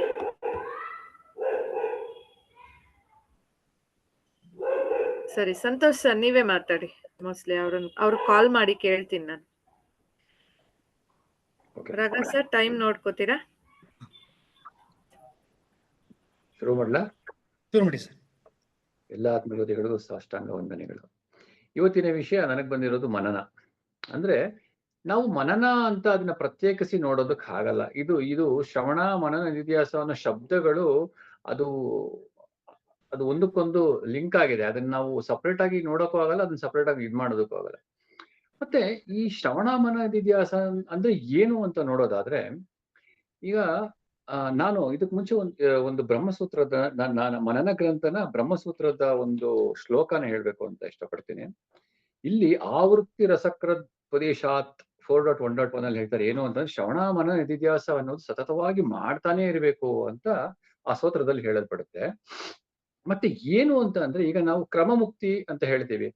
ಕ್ರಮಮುಕ್ತಿ ಅಂದ್ರೆ ಉಪಾಸಕನಿಗೆ ಏನಾಗುತ್ತೆ, ಅವನಿಗೆ ಕ್ರಮಮುಕ್ತಿ, ಅವನ್ ಮತ್ತೆ ಬ್ರಹ್ಮಲೋಕಕ್ಕೆ ಹೋಗ್ತಾನೆ, ಮತ್ತೆ ಅಲ್ಲ ಅವನಿಗೆ ಗುರುಗಳು ಸಿಗ್ತಾರೆ, ಮತ್ತೆ ಅವನಿಗೆ ಬ್ರಹ್ಮಜ್ಞಾನ ಆಗುತ್ತೆ. ಮತ್ತೆ ಅದೇ ಒಬ್ಬ ಜ್ಞಾನಿಗೆ ಏನಾಗುತ್ತೆ ಅಂತಂದ್ರೆ, ಅವನಿಗೆ ವಿದೇಹ ಮುಕ್ತನಾಗ್ತಾನೆ. ಅವನು ಅಂತಂದ್ರೆ ಬದುಕಿದ್ದಾಗ ಅವನು ಜೀವನ್ಮುಕ್ತನಾಗ್ತಾನೆ, ದೇಹ ತ್ಯಾಗ ಮಾಡಿದ್ರೆ ವಿದೇಹ ಮುಕ್ತನಾಗ್ತಾನೆ. ಅಂದ್ರೆ ಇದನ್ನ ನಾವು ಅಂದ್ರೆ ಈ ಒಂದು ಆತ್ಮಜ್ಞಾನವನ್ನು ಅಥವಾ ಬ್ರಹ್ಮಜ್ಞಾನ ಪಡೆಯೋದಕ್ಕೆ ದಾರಿ ಅಂದ್ರೆ ಏಕಮಾತ್ರ ವೇದಾಂತ ಹೇಳೋದೇನು, ಶ್ರವಣ ಮನ ನಿಧಿಧ್ಯಾಸ. ಅದಕ್ಕೋಸ್ಕರ ನಮಗೆ ಶ್ರವಣ ಮನ ನಿಧಿಧ್ಯಾಸ ಅನ್ನೋದು ಬಹಳ ಮುಖ್ಯವಾಗಿ ಬೇಕು. ಶ್ರವಣ ಮನ ನಿಧಿಧ್ಯಾಸ ಯಾಕೆ ಅಂತ ನೋಡೋದಾದ್ರೆ, ಇವಾಗ ನಾವೇನ್ ಮಾಡ್ತೀವಪ್ಪ ಅಂತಂದ್ರೆ, ನಮ್ಗೆ ಹುಷಾರಿರಲ್ಲ, ನಮ್ಗೆ ಏನೋ ಒಂದು ಕಾಯಿಲೆ ಬಂದ್ಬಿಡುತ್ತೆ. ನಾವೇನ್ ಮಾಡ್ತೀವಿ, ಡಾಕ್ಟರ್ ಹತ್ರ ಹೋಗ್ತೀವಿ. ಡಾಕ್ಟರ್ ಏನ್ ಮಾಡ್ತಾನೆ, ರಕ್ತ ಪರೀಕ್ಷೆ ಮಾಡದೆ ಎಲ್ಲ ಮಾಡ್ಬಿಟ್ಟು, ನೋಡಪ್ಪ ನಿನಗೇನೋ ಈ ತರ ಕಾಯಿಲೆ ಬಂದಿದೆ, ನಿನಗೇನೋ BP ಬಂದಿದೆ, ನಿನಗೇನೋ ಶುಗರ್ ಬಂದಿದೆ, ನಿನಗೆ ಇದು ಹೋಗಲ್ಲಪ್ಪ, ನೀನು ಲೈಫ್ ಲಾಂಗ್ ಮಾತ್ರ ತಗೋಬೇಕು ಅಂತ ಹೇಳ್ತಾರೆ. ಹೀಗೆ ನಾವೇನ್ ಮಾಡ್ತೀವಿ, ನಮ್ಮ ಸಂಸಾರದ ದುಃಖಗಳನ್ನ ಜಂಜಾಟಗಳನ್ನ ಗುರು ಮುಂದೆ ಹೋದಾಗ ಗುರು ಏನ್ ಮಾಡ್ತಾರೆ, ವೇದ ಮಾತೆ ಹೇಳಿರೋ ಅಂತ, ನೋಡಪ್ಪ ನಿನಗೆ ಭವರೋಗ ಬಂದಿದೆ, ಈ ಭವರೋಗಕ್ಕೆ ಜನ್ಮಾಂತರಕ್ಕೂ ನಿನಗೆ ಮದ್ದು ಸಿಗೋದಿಲ್ಲ, ಪುನರಪಿ ಜನರಂ ಪುನರಪಿ ಮರಣಂ ಪುನರಪಿ ಜನಿ ಜಠರೇ ಶರಣಂ ಅಂತ ಹೇಳ್ತಾರೆ. ಹಾಗಾಗಿ ಇದಕ್ಕೊಂದೇ ಮಧ್ಯೆ ಏನಂದ್ರೆ ಶ್ರವಣ ಮನ ನಿಧಿಧ್ಯಾಸ ಮಾಡಬೇಕು. ಇದನ್ನ ಮಾಡ್ತಾ ಮಾಡ್ತಾ ಏನಾಗುತ್ತೆ, ನಿನಗೆ ನೀನು ಯಾರು ಅನ್ನೋ ಒಂದು ಅರಿವು ಬರುತ್ತೆ. ಮತ್ತೆ ಇನ್ನು ಈ ಶ್ರವಣ ಮನ ನಿಧಿಧ್ಯಾಸ ಎಷ್ಟು ಮಾಡ್ಬೇಕು ಅಂತ ಕೇಳೋದಾದ್ರೆ, ಈಗ ಏನ್ ಮಾಡ್ತೀವಿ ನಾವು, ಮೊದಲು ಏನ್ ಮಾಡ್ತೀವಿ, ಈಗ ಶ್ರವಣ ಮನ ಎಷ್ಟು ಸತಿ ಮಾಡ್ಬೇಕು, ಇದಕ್ಕೇನಾದ್ರೂ ಒಂದು ಪರಿಮಿತಿ ಇದೆಯಾ ಅಂತ ಹೇಳೋದಾದ್ರೆ, ನಾವೇನ್ ಮಾಡ್ತೀವಿ, ಇದಕ್ಕೆ ಹೀಗೆ ಅಂತ ಹೇಳಕ್ ಬರಲ್ಲ. ಅದು ಒಬ್ಬೊಬ್ಬ ವ್ಯಕ್ತಿಗಳ ಮೇಲೆ ಅವರು ಯಾವ ಲೆವೆಲ್ ಅಲ್ಲಿ ಸಾಧನೆ ಮಾಡಿದ್ದಾರೆ, ಅಥವಾ ಅವರ ಪೂರ್ವ ಜನ್ಮದ ಒಂದು ಸುಕೃತ ಇರ್ಬೋದು, ಅಥವಾ ಒಬ್ಬ ವ್ಯಕ್ತಿ ಇಷ್ಟೇ ಶ್ರವಣ ಮನನ ಮಾಡ್ಬೇಕು ಅಂತ ಹೇಳಲಿಕ್ಕೆ ಬರಲ್ಲ. ಆದ್ರೆ ಒಂದು ಪರಿಮಿತಿಯಲ್ಲಿ ಹೇಳೋದಾದ್ರೆ, ನನಗೆ ಬ್ರಹ್ಮಜ್ಞಾನ ಬರೋ ತನಕ ಮಾಡಬೇಕು ಅನ್ನೋ ಒಂದು ಮಾತಿದೆ. ಮತ್ತೆ ಇನ್ನೊಂದು, ಈಗ ನಮ್ಗೇನಾಗುತ್ತೆ ಅಂತಂದ್ರೆ, ನಾನು ಶ್ರವಣ ಮಾಡ್ತೀನಿ, ಗುರುಗೂ ಹೇಳ್ತಾರೆ ನನಗೆ, ನೋಡಪ್ಪ ವೇದ ಮಾತು ಹೇಳ್ತಾರೆ, ನೀನು ತತ್ವಮಸಿ, ನೀನು ಬ್ರಹ್ಮಸ್ವರೂಪಿ ಅಂತ. ಹೇಳಿದ ತಕ್ಷಣ ನಾನು ಏನ್ ಮಾಡ್ತೀನಿ, ಅದನ್ನ ಶ್ರವಣ ಮಾಡ್ತೀನಿ. ನಾನು ತತ್ವಮಸಿ, ನಾನು ಅಂದ್ರೆ ಬ್ರಹ್ಮಸ್ವರೂಪಿ ಅಂತ. ಇನ್ನು ಮನನ ಮಾಡ್ಬೇಕಾದ್ರೆ ಏನಾಗುತ್ತೆ, ನನಗೇನಾಗುತ್ತೆ, ಗುರುಗಳು ಹೇಳಿದ್ರೆ ನಾನು ಕೇಳ್ತೀನಿ. ಆದ್ರೆ ನನಗೆ ನನ್ನ ಸಹಪಾಠಿಗಳು ಏನ್ ಮಾಡ್ತಾರೆ, ನೀನೆಲ್ಲಪ್ಪ ಬ್ರಹ್ಮಸ್ವರೂಪಿ, ಹೆಂಗ್ ಬ್ರಹ್ಮಸ್ವರೂಪಿ ಆಗ್ಬಿಡ್ತೀಯ, ನೀನು ಪಾಪಿ ನನ್ನ ಮಗ, ನೀನ್ ಹೆಂಗೆ ಬ್ರಹ್ಮಸ್ವರೂಪಿ ಆಗ್ಬಿಡ್ತೀಯ, ಅದೆಲ್ಲ ಸುಳ್ಳು, ನೀನ್ ಬ್ರಹ್ಮಸ್ವರೂಪಿ ಎಲ್ಲ ಆಗಲ್ಲ ಅಂತ ಹೇಳ್ತಾರೆ. ಮತ್ತೆ ಇನ್ನು ಕೆಲವರು ಧರ್ಮದವ್ರು ಹೇಳ್ತಾರೆ, ಅದೆಲ್ಲ ಏನಿಲ್ಲ ರೀ, ಪುನರ್ಜನ್ಮ ಅದೆಲ್ಲ ಏನೂ ಇಲ್ಲ, ಬನ್ನಿ ನಮ್ಮಲ್ಲಿ ಪಾಪ ಕ್ಷಮಾಪಣೆನೇ ಇದೆ, ನಮ್ಮಲ್ಲಿ ಬಂದು ಸೇರ್ಕೊಂಡ್ಬಿಡಿ, ನಿಮಗೆ ಪಾಪ ಕ್ಷಮಾಪಣೆ ಕೊಟ್ಬಿಡ್ತೀವಿ ಅಂತ ಹೇಳ್ತಾರೆ. ಇನ್ನು ಕೆಲವರು ಹೇಳ್ತಾರೆ, ನಮ್ಮ ವಾಸನೆಗಳ ಮುಖಾಂತರ ಹೇಳ್ತಾರೆ, ಅಯ್ಯೋ ನಾನ್ ಬ್ರಹ್ಮಸ್ವರೂಪಿ ಹೇಗಾಗಕ್ಕೆ ಸಾಧ್ಯ ಅಂತ ಹೇಳ್ತೀವಿ. ಅಂದ್ರೆ ಈ ತರ ಪ್ರಶ್ನೆಗಳನ್ನ, ಜಂಜಾಟಗಳಿಂದ ಹೊರಬರಲು ನಾವು ಮನನ ಮಾಡ್ಬೇಕು. ಏನಂತ ಮನನ ಮಾಡ್ಬೇಕು ಅಂತಂದ್ರೆ, ನಾನು ಬ್ರಹ್ಮಸ್ವರೂಪಿ ಅಂತ ಆ ಒಂದು ಶ್ರವಣ ಏನ್ ಮಾಡ್ತೀವೋ ಅದ್ರಲ್ಲಿ ನಿಂತ್ಕೋಬೇಕು. ನಾವು ಗಟ್ಟಿಯಾಗಿ ನಿಂತ್ಕೊಂಡಾಗ ಏನಾಗುತ್ತೆ, ಅದು ಮನನ ಆಗುತ್ತೆ. ಆ ಮನನ ನಿಧಿಧ್ಯಾಸದ ಮೂಲಕ ಹೋದಾಗ ನಾನು ಬ್ರಹ್ಮಸ್ವರೂಪಿ ಅನ್ನೋ ಅರಿವಾಗುತ್ತೆ. ಈ ರೀತಿ ನಾವು ಮಾಡ್ಬೇಕಾದ್ರೆ ಈ ಪ್ರೋಸೆಸ್ಗೆ ಎಷ್ಟೊತ್ತು ಮಾಡ್ಬೇಕು, ಹೇಗ್ ಮಾಡ್ಬೇಕು ಅಂತ ಹೇಳೋದಕ್ಕೆ ಒಂದು ಉದಾಹರಣೆ, ಒಂದು ಕಥೆ ಹೇಳ್ತೀನಿ. ಇದು ಚಾಂದೋಕ್ಯ ಉಪನಿಷತ್ತಲ್ಲಿ ನಾವೆಲ್ಲ ಕೇಳಿದೀವಿ, ಯಾಜ್ಞವಲ್ಕ್ಯರು ಮತ್ತು ಶ್ವೇತಕೇತು. ಶ್ವೇತಕೇತು ಏನ್ ಮಾಡ್ತಾನೆ, 16 ವರ್ಷ ತನ್ನ ಪಠ್ಯ ಪುಸ್ತಕ ಗುರುಕುಲದಿಂದ ಬಂದ್ಬಿಟ್ಟು ತಂದೆಗೆ ಹೇಳ್ತಾನೆ, ತಂದೆ ಎಲ್ಲಾ ಕಲ್ತ್ಬಿಟ್ಟಿದ್ದೀನಿ ನಾನು ಅಂತ. ಆದ್ರೆ ಅವನಲ್ಲಿ ಅಹಂಕಾರ ಇರುತ್ತೆ. ಅದನ್ನ ಗುರುತಿಸಿದ ಉದ್ದಾಲಕರು ಏನ್ ಮಾಡ್ತಾರೆ, ಉದ್ದಾಲಕರು ಕೇಳ್ತಾರೆ ಅವ್ರಿಗೆ, ಅಲ್ಲಪ್ಪ ಏನ್ ತಿಳ್ಕೊಂಡ್ರೆ ಎಲ್ಲ ತಿಳ್ಕೊಂಡಂಗಾಗತ್ತೆ, ನಿಮ್ಗೆ ಏನ್ ತಿಳ್ಕೊಂಡಂಗಾಗತ್ತೆ, ಅದ್ ನನಗೆ ಗೊತ್ತೇ ಇಲ್ವಲ್ಲ, ಅದ್ ಏನದು ಅಂತ ಕೇಳ್ತಾರೆ. ಆಗ ಅವ್ರು ಹೇಳ್ತಾರೆ, ನೋಡು, ಇವಾಗ ಒಂದು ಎಕ್ಸಾಂಪಲ್ ಕೊಡ್ತಾರೆ. ಈಗ ನೋಡು, ಮಡಿಕೆ ಮತ್ತೆ ಮಣ್ಣಿನ ಪಾತ್ರೆ, ಮಣ್ಣು ತಟ್ಟೆ, ಇದೆಲ್ಲ ಯಾವ್ದಿಂದ ಬಂದಿದೆ, ಆ ಮಣ್ಣಿನ ಸತ್ವ ತಿಳ್ಕೊಂಡ್ರೆ ಹೇಗೆ ಎಲ್ಲ ತಿಳ್ಕೊಂತೀಯೋ ಹಾಗೆ ಎಲ್ಲವೂ ಬ್ರಹ್ಮವೇ ಅಂತ ತಿಳ್ಕೊಳೋದ್ರಿಂದ ನಾನು ಪರಬ್ರಹ್ಮ ಸ್ವರೂಪ, ನೀನು ತತ್ವಮಸಿ ಶ್ವೇತಕೇತು ಅಂತ ಹೇಳ್ತಾರೆ. ಆಗ ಶ್ವೇತಕೇತುಗೆ ಅರ್ಥ ಆಗಲ್ಲ. ಇಲ್ಲ ತಾನೇ, ನನಗೆ ಅರ್ಥ ಆಗಿಲ್ಲ ಅಂತಾರೆ. ಮತ್ತೇನ್ ಮಾಡ್ತಾರೆ, ಇನ್ನೊಂದು ಎಕ್ಸಾಂಪಲ್ ಕೊಡ್ತಾರೆ. ಇದೇ ರೀತಿ 9 ಎಕ್ಸಾಂಪಲ್ ನ ಕೊಡ್ತಾ ಹೋಗ್ತಾರೆ. 9ನೇ ಸರಿ ಅವ್ರಿಗೆ ಏನಾಗುತ್ತೆ ಅಂತಂದ್ರೆ, ನಾನು ತತ್ವಮಸಿ ಅನ್ನೋದು ಅರ್ಥ ಆಗುತ್ತೆ. ಹಾಗೆ ನಮಗೆ ಶ್ರವಣ ಮನ ನಿಧಿಧ್ಯಾಸ ಇದಿಷ್ಟೇ ಮಾಡ್ಬೇಕು, ಹೀಗೆ ಮಾಡ್ಬೇಕು ಅನ್ನೋ ಅರಿವು ಇರೋದಿಲ್ಲ, ಅದೇ ಬರೋದಿಲ್ಲ. ಅವರವರ ಒಂದು ಸಾಧನೆ ಮತ್ತೆ ಅವರ ಸುಕೃತಗಳ ಮೇಲೆ ನಾನು ಏನು ಅನ್ನೋ ಒಂದು ಅರಿವು ಬಂದಾಗ, ಅಂದ್ರೆ ಆ ಒಂದು ಅರಿವು ಬಂದಾಗ, ಆ ನಿಧಿಧ್ಯಾಸದಲ್ಲಿ ಯಾರು ಗಟ್ಟಿಯಾಗಿ ನಿಲ್ತಾನೋ ಅವನಿಗೆ ತಾನು ಬ್ರಹ್ಮಸ್ವರೂಪಿ ಅನ್ನೋ ಒಂದು ಅರಿವು ಬರುತ್ತೆ. ಇನ್ನು ಗುರುಗಳು ಏನ್ ಮಾಡ್ತಾರೆ, ನಮ್ಗೆ ಒಂದು ಬೀಜ ಬಿತ್ತಾರೆ. ಏನಂತ, ನೋಡಪ್ಪ ನೀನು ಬ್ರಹ್ಮಸ್ವರೂಪಿ ಅನ್ನೋ ಬೀಜ ಬಿತ್ತಾರೆ. ಅದೇನಾಗುತ್ತೆ, ಶ್ರವಣ ಆಗುತ್ತೆ. ಮನನ ಅಂತಂದ್ರೆ ನಾನೇನ್ ಮಾಡ್ತೀನಿ, ಆ ಒಂದು ಶಬ್ದದಲ್ಲಿ ಗಟ್ಟಿಯಾಗಿ ಹಿಡ್ಕೊಂಡು ನಾನು ಬ್ರಹ್ಮಸ್ವರೂಪಿ ಅನ್ನೋ ಒಂದು ಗಟ್ಟಿಯ ಸಂಕಲ್ಪದಲ್ಲಿ ನಿಲ್ತೀನಿ. ಹಾಗೇನಾಗುತ್ತೆ ಅಂತಂದ್ರೆ ಈ ಕಡೆ ಆ ಕಡೆ ಏನಾಗುತ್ತೆ, ಆ ಗಿಡ ಬೆಳೀತಾ ಏನಾಗುತ್ತೆ, ಪಕ್ಕದಲ್ಲಿ ಅದಕ್ಕೊಂದು ಪೆಸ್ಟಿಸೈಡ್ ಹಾಕೋದು, ಇನ್ನೊಂದು ಹಾಕೋದು, ಮತ್ತೊಂದು ಹಾಕೋದು ಮಾಡ್ಲಿಲ್ಲ ಅಂದ್ರೆ, ಕಳೆ ಕೀಳದೆ ಹೋದ್ರೆ ಅಲ್ಲಿ ಈ ಕಡೆ ಗಿಡಗಳೆಲ್ಲ ಬೆಳೆದು ಅದನ್ನೇ ಬೆಳೆಯೋದಕ್ಕೆ ಬಿಡಲ್ಲ. ಹಾಗೆ ನಾವು ಮನನ ಮಾಡ್ತಾ ನಮ್ಮ ಪ್ರಶ್ನೆಗಳಿಗೆ ಉತ್ತರ ತಗೊಳ್ತಾ ಆ ಕಳೆಯನ್ನ ಕೀಳ್ತಾ ಆ ಗಿಡ ಸಮೃದ್ಧಿಯಾಗಿ ಬೆಳೆ ನಿಧಿಯಾಸ ಮಾಡ್ತಾ ಒಂದ್ ದಿವಸ ಅದು ಒಳ್ಳೆ ಫಲ ಕೊಡುತ್ತೆ.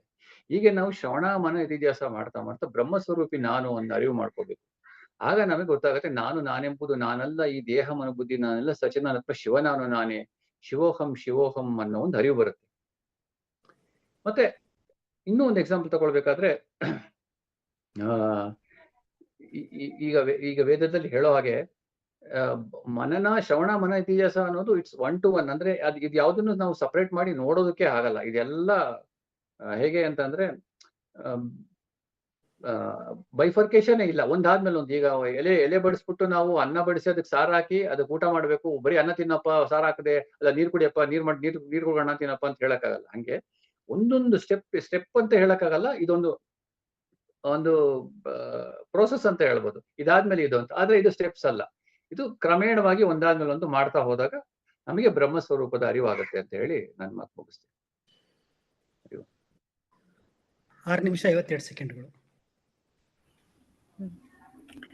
Very nice. ಎವ್ಯಾಲ್ಯೂಯೇಷನ್ ಮಾಡ್ಕೊಳ್ಳಿ ಸಂತೋಷ್ ಜಿ. ಅಂದ್ರೆ ಇದು ತುಂಬಾ, ಯಾಕಂದ್ರೆ ನಾನು ಬ್ರಹ್ಮಸೂತ್ರದಿಂದ ತಗೊಂಡಂತ ಒಂದು ಇದಿದು ಶ್ರವಣ ಮನ ಇತಿಹಾಸ. ಇಟ್ಸ್ ಅಗೇನ್ 2 ಗಂಟೆ ಮಾತಾಡಿದ್ದಾರೆ ಗುರುಜಿ ಇದ್ರ ಬಗ್ಗೆ. ಇದನ್ನ 7 ನಿಮಿಷಕ್ಕೆ ತರೋದು it was a very good big challenge for me. ಮತ್ತೆ ಒಂದು ಉದಾಹರಣೆ ಕೊಟ್ಟು ಹೇಳ್ಬೇಕು, ಮತ್ತೆ ಒಂದು ಒಬ್ಬ ನಾರ್ಮಲ್ ಮನುಷ್ಯನಿಗೆ ತಟ್ಟೋ ಹಾಗೆ ಹೇಳ್ಬೇಕು ಅಂತ ಹೇಳಿ ಆ ಡಾಕ್ಟರ್ ಎಕ್ಸಾಂಪಲ್, ಮತ್ತೆ ಅದೇ ಒಂದು ಯಾಜ್ಞವಲ್ಕ್ಯರ ಇದು ಕತೆ, ಇದೆಲ್ಲ ಹೇಳುವಂತ ಪ್ರಯತ್ನ ಪಟ್ಟಿದ್ದೀನಿ ಅಂತ ಅನ್ಕೋತೀನಿ. ಯಾರಿಗಾದ್ರೂ ಏನಾದ್ರು ಪ್ರಶ್ನೆ ಇದ್ರೆ ಕೇಳ್ಬೋದು. ತುಂಬಾ ಚೆನ್ನಾಗಿತ್ತು. ಸರ್, ಪ್ರಶ್ನೆ ಅನ್ನೋದಕ್ಕಿಂತ ಎಕ್ಸಾಂಪಲ್, ನಾವು ಶಾಲೆಯಲ್ಲಿ ಇದ್ದಾಗ ಟೀಚರ್ ಮುಖನೇ ನೋಡ್ತಾ ಇರ್ತಿದ್ವಿ, ಟೀಚರ್ ಹೇಳದ್ನೇ ಕೇಳ್ಕೊತಾ ಇದ್ವಿ, ಬಟ್ ಮನ್ಸೆಲ್ಲ ಇರೋದು. ಆಗ ಟೀಚರ್ ಬಂದು ನೋಡಿಯೋರು, ನೀನು ಪಾಠ ಕೇಳ್ತಾ ಇಲ್ಲ ಅನ್ನೋರು. ನಾನು ನೋಡ್ತಾ ಇದ್ದೆ, ಅವ್ರನ್ನ ಕೇಳ್ತಾ ಇದ್ದೆ. ಅಂದ್ರೆ ಶ್ರವಣ ಆಗ್ತಾ ಇದೆ, ಮನಸ್ಸಿಲ್ಲ ಅಂದ್ರೆ ಮನನ ಇಲ್ಲ ಅಂತ ಅಲ್ವಾ ಸರ್? ಹೌದು. ಈಗ ಅಂದ್ರೆ ನೀವ್ ಹೇಳಿದ್ರಲ್ಲ, ಈಗ ನಾವೆಲ್ಲ ಅದನ್ನೇ ಮಾಡ್ತಾ ಇದ್ದಿದ್ದು ಸ್ಕೂಲಲ್ಲಿ. ಟೀಚರ್ ನಿದ್ದೆ ಬರೋದು ನೋಡ್ತಾ ಇದ್ರೆ ಸಾಕು, ಏನೋ ಕೇಳ್ತಾವ್ ನೀವು ಅಂತ. ಆದ್ರೆ ನಮ್ಮ ಮನ್ಸು ಎಲ್ಲೋ ಇರ್ತಾ ಇತ್ತು. ಹಾಗೇನೆ ಇಲ್ಲಿ ನಾವು ಮನ್ಸು ಎಲ್ಲೋ ಕೊಟ್ರೆ ಮತ್ತೆ ನಾವು ಅಲ್ಲೇ ಇರ್ತೀವಿ, ಮತ್ತೆ ಇದೇ ಲೈಫ್ ಅಂಡ್ ಡೆತ್ ಸೈಕಲ್ ಅಲ್ಲಿ ಸುತ್ತಾ ಇರ್ತೀವಿ. ಯಾವಾಗ ನಮಗೆ ಹೌದು ನಾನು ಬ್ರಹ್ಮಸ್ವರೂಪಿ ಅನ್ನೋ ದೃಢವಾಗಿ ನಿಲ್ಬೇಕಾದ್ರೆ ನಮ್ಗೆ ಬರ್ತಾರೆ, ಹೇಳ್ತಾರೆ. ಈಗ ನಾನು ಹೇಳ್ದಂಗೆ ಬೇರೆ ಧರ್ಮದವ್ರೆ ಬಂದು ಹೇಳ್ತಾರೆ, ಇಲ್ಲಪ್ಪ ಅದೆಲ್ಲ ಸುಳ್ಳು, ನಮ್ ಧರ್ಮದಲ್ಲಿ ಏನಿಲ್ಲ, ಪುನರ್ಜನ್ಮ ಅನ್ನೋದೇ ಇಲ್ಲ, ನಿನಗೆ ಇಲ್ಲೇ ಪಾಪ ವಿಮೋಚನೆ ಆಗ್ಬಿಡುತ್ತೆ, ಬಾ ಸೇರ್ಕೊ ಅಂತೆಲ್ಲ ಹೇಳ್ತಾರೆ. ನಾವು ಅದಕ್ಕೆ ಯಾವ್ದು ಕಿವಿ ಕೊಡದೆ ವೇದ ಮತ್ತೆ ಸದ್ಗುರು ಹೇಳಿರುವಂತ ಮಾತನ್ನ ಹಿಡ್ಕೊಂಡು ದೃಢವಾಗಿ ನಿಂತಾಗ ಮಾತ್ರ ನಾವು ಶ್ರವಣ ಮನ ಇತಿಹಾಸದ ಮೂಲಕ ಬ್ರಹ್ಮಜ್ಞಾನವನ್ನು ಪಡಿಬಹುದು. ಹೌದು. Thank you sir. Thank you.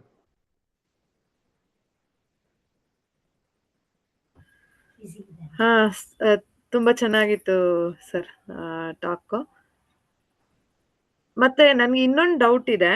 ಈಗ ನೀವು ಹಿಂದಿನ ಜನ್ಮದ ಸುಕೃತಿಯಿಂದ ನಮಗೆ ಆ ಜ್ಞಾನ ಬರುತ್ತೆ ಅಂತ ಹೇಳಿದ್ರಲ್ಲ, ಅದು ಪ್ರಾರಬ್ಧಕ್ಕೆ ಏನಾದ್ರೂ ಕನೆಕ್ಷನ್ ಇದೆಯಾ ಅಥವಾ ಏನಾಗುತ್ತೆ ಅಂತಂದ್ರೆ,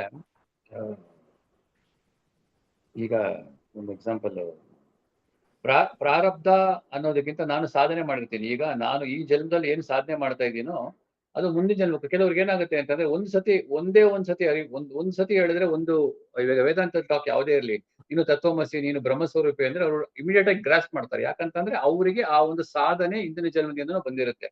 ಅದೇ ಕೆಲವ್ರಿಗೆ ಏನಾಗುತ್ತೆ ಅಂತಂದ್ರೆ, ಪದೇ ಹೇಳ್ತಾನೆ ಇರ್ಬೇಕು, ಇಲ್ಲಪ್ಪ ನೀನು ಬ್ರಹ್ಮಸ್ವರೂಪಿ, ನೋಡು ಇದು ಹಂಗಲ್ಲ, ಇದು ಹಿಂಗಲ್ಲ ಅಂತ ಹೇಳ್ತಾ ಏನಾಗುತ್ತೆ, ಯಾವಾಗ ಗುರುವಿನ ವಾಕ್ಯದಲ್ಲಿ ಅವರು ನೆಲೆ ನೋಡಿ ನಿಂತು ಕಲಿತಾ ಅವ್ರಿಗೆ ಅವಾಗ ತಮ್ಮ ಸ್ವಸ್ವರೂಪದ ಅರಿವಾಗುತ್ತೆ. ಅಂದ್ರೆ ಇದಕ್ಕೆ ಹಿಂಗೆ ಅಂತ ಹೇಳಕ್ ಬರಲ್ಲ, ಆದ್ರೆ ಆ ಸಾಧನೆ ಕೌಂಟ್ ಆಗೇ ಆಗುತ್ತೆ. ನೀವು ಮಾತಾಡ್ತಾ ಇರೋದು ಕೇಳಿಸ್ತಾ ಇಲ್ಲ ನಂಗೆ. ಕೇಳಿಸ್ತಾ ಇದೆಯಾ?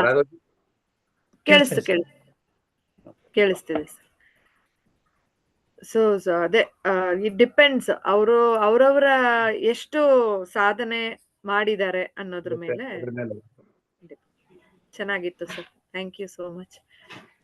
ನಮ್ಮ ಮುಂದಿನ ಸ್ಪೀಕರ್ ಹೋಗೋಣ. ವಾಣಿಜಿ, ಏನಾದ್ರು ಫೀಡ್ಬ್ಯಾಕ್ ಹೇಳ್ಬೇಕಾ?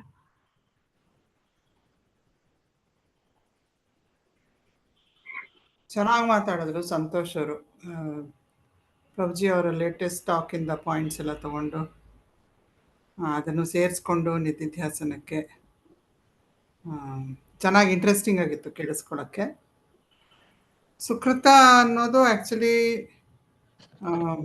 ಯೋಗ ಭ್ರಷ್ಟ ಅನ್ನೋ ಇದರಲ್ಲಿ ಉಪಯೋಗಿಸಿದ್ದಾರೆ ಅನ್ಸುತ್ತವರು. ಅಂದರೆ ಹಿಂದಿನ ಜನ್ಮದಲ್ಲಿ ಎಲ್ಲಿವರೆಗೂ ಸಾಧನೆ ಬಂದಿರುತ್ತೆ, ಬಟ್ ಅದು ಮುಕ್ತಿಗೆ ಇನ್ನೂ ಕರ್ಕೊಂಡು ಹೋಗಿರಲ್ಲ, ಹತ್ರ ಕರ್ಕೊಂಡು ಬಂದಿರುತ್ತೆ. ಸೊ ಅದು ಈ ಜನ್ಮದಲ್ಲಿ it will manifest as aptitude. And ಏನ್ ಹೇಳೋದು ಅದಕ್ಕೆ, ಅಧಿಕಾರಿ ಅಂತ ಹೇಳ್ಬೋದು. ಜಡಭರತನ ಕತೆ ಕೂಡ ತಗೋಬಹುದು ಅದಕ್ಕೆ ಬೇಕಾದ್ರೆ. ಅದು ಇನ್ನೊಂದು ಡೈರೆಕ್ಷನ್ ಹೋಗ್ತಾ ಇದೆ. ಸೊ ಜನರಲಿ ನಾವು ಏನ್ ಮಾಡಿದ್ದು ವೇಸ್ಟ್ ಆಗಲ್ಲ. ಹೌದು, ಎಲ್ಲಿವರೆಗೆ ಏನ್ ಲರ್ನಿಂಗ್ ಸ್ಕಿಲ್ಸ್ ಇರುತ್ತೆ, ಅದು ಯಾವ ಲೆವೆಲ್ ವರೆಗೆ ಕರ್ತಿರ್ತೀವಿ, ಅದು ಮುಂದಿನ ಜನ್ಮದಲ್ಲಿ ಹಾಗೆ ಕಂಟಿನ್ಯೂ ಆಗುತ್ತೆ. So that is the beauty of that process.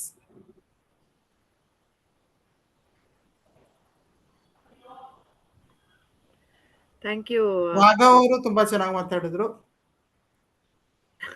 Stories ಮುಖಾಂತರ ವೆರಿ ಇಂಟ್ರೆಸ್ಟಿಂಗ್ ಇತ್ತು. ಮಹಾಭಾರತದ ಸ್ಟೋರಿ ಮುಖಾಂತರ ವೆರಿ ವೆಲ್ ಸ್ಟ್ರಕ್ಚರ್ಡ್ ಟಾಕ್. ಏನು ಅದರಲ್ಲಿ ತೆಗ್ದಾಕ್ಬೋದು ಅಂತಾನೂ ಇರ್ಲಿಲ್ಲ, ಅಷ್ಟು ನೀಟಾಗಿ ಸ್ಟ್ರಕ್ಚರ್ ಮಾಡಿದ್ರಿ. ಗುರು ಕೃಪೆ ಮೇಡಮ್, ನಡೀತಾ ಇದೆ ಹಾಗಾಗಿ. Very good, excellent. Thank you. Next speaker ಹೋಗೋಣ. ಸುಧಾ ಮೇಡಮ್. ಸುಧಾ ಮೇಡಮ್, ಶ್ರವಣದ ಬಗ್ಗೆ. Sudha madam. Raghav sir, time ನೋಡ್ಕೋತೀರಾ?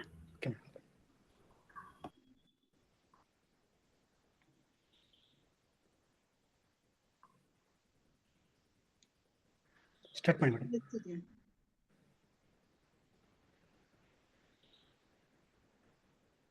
ಸ್ಟಾರ್ಟ್ ಮಾಡಿ ಮೇಡಮ್.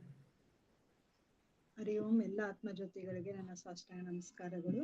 ಗುರುವಿನ ಪಾದಕ್ಕೆ ನಮಸ್ಕಾರ ಮಾಡ್ತಾ, ನನಗೆ ಇಂದು ಬಂದಿರುವ ವಿಷಯ ಶ್ರವಣ. ಕೇಳಿಸ್ತಾ ಇದೆಯಾ? ಇಲ್ಲ, ಸ್ವಲ್ಪ ತುಂಬಾ ಸ್ಲೋ ಕೇಳಿಸ್ತಾ ಇದೆ, ಸ್ವಲ್ಪ ಜೋರ ಮಾಡಿ. ನನಗೆ ಇಂದು ಬಂದಿರುವ ವಿಷಯ ಶ್ರವಣ. ಶ್ರವಣ ಬಗ್ಗೆ ಹೇಳ್ಬೇಕಂದ್ರೆ, ಶ್ರವಣ ಅನ್ನೋದು ಬಹಳ ಮುಖ್ಯ ಮನುಷ್ಯನ ಜೀವ. ಎಲ್ಲಾ ಜೀವಿಗಳಿಗೂ ಶ್ರವಣ ಅನ್ನೋದು ಮುಖ್ಯ. ನಾವು ನೋಡ್ಬೋದು, ಪ್ರತಿಯೊಂದು ಜೀವಿನೂ ಒಂದೊಂದರ ಕೇಳಿಸ್ಕೊಳ್ಳುತ್ತೆ.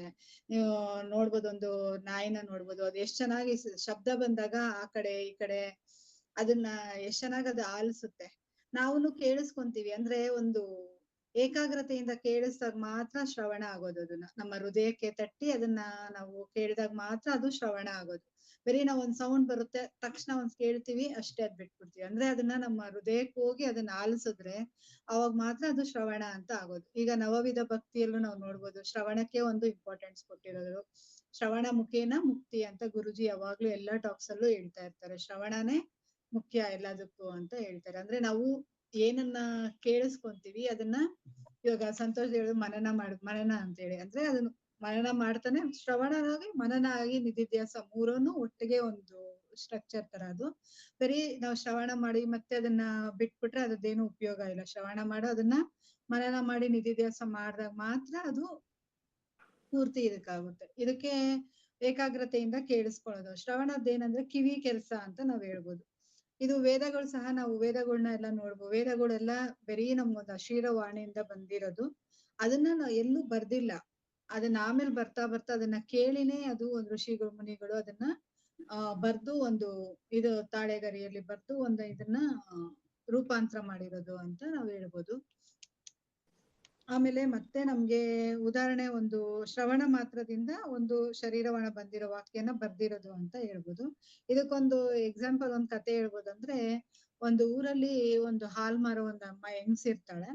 ಅವಳು ಆ ಊರಲ್ಲಿ ಯಾವಾಗ್ಲೂ ಸಂಜೆ ಆದ್ರೆ, ಮೊದ್ಲೆಲ್ಲ ಒಂದ್ ಸಂಜೆ ಎಲ್ಲ ಪ್ರವಚನಗಳು ನಡೆಯೋದು, ಅಂತ ಜಾಗದಲ್ಲಿ ಯಾವಾಗ್ಲೂ ಅವಳು ಅಲ್ಲಿ ಕುತ್ಕೊಂಡು ಒಂದು ಶಾಸ್ತ್ರಿಗಳು ಬಂದು ಒಂದು ಪ್ರವಚನ ಮಾಡೋದು. ಇದನ್ನ ಪ್ರತಿ ಸಾರಿ ಅವಳು ಪ್ರವಚನ ದಿನ ಅಲ್ಲಿ ಕೇಳಿಸ್ಕೊಡೋದು ಹೋಗೋದು. ಹೀಗೆ ಮಾಡ್ತಾ ಇರ್ತಾರೆ. ಒಂದ್ಸರಿ ಏನಾಗುತ್ತೆ, ಒಂದ್ ಜೋರ್ ಮಳೆ, ಯಾವ್ದು ಊರಿಗೆ ಸಂಪರ್ಕನೇ ಇರಲ್ಲ. ಇವಳು ಶಾಸ್ತ್ರಿಗಳ ಮನೆಗೆ ಹಾಲನ್ನು ಹಾಕ್ತಾ ಇರ್ತಾಳೆ.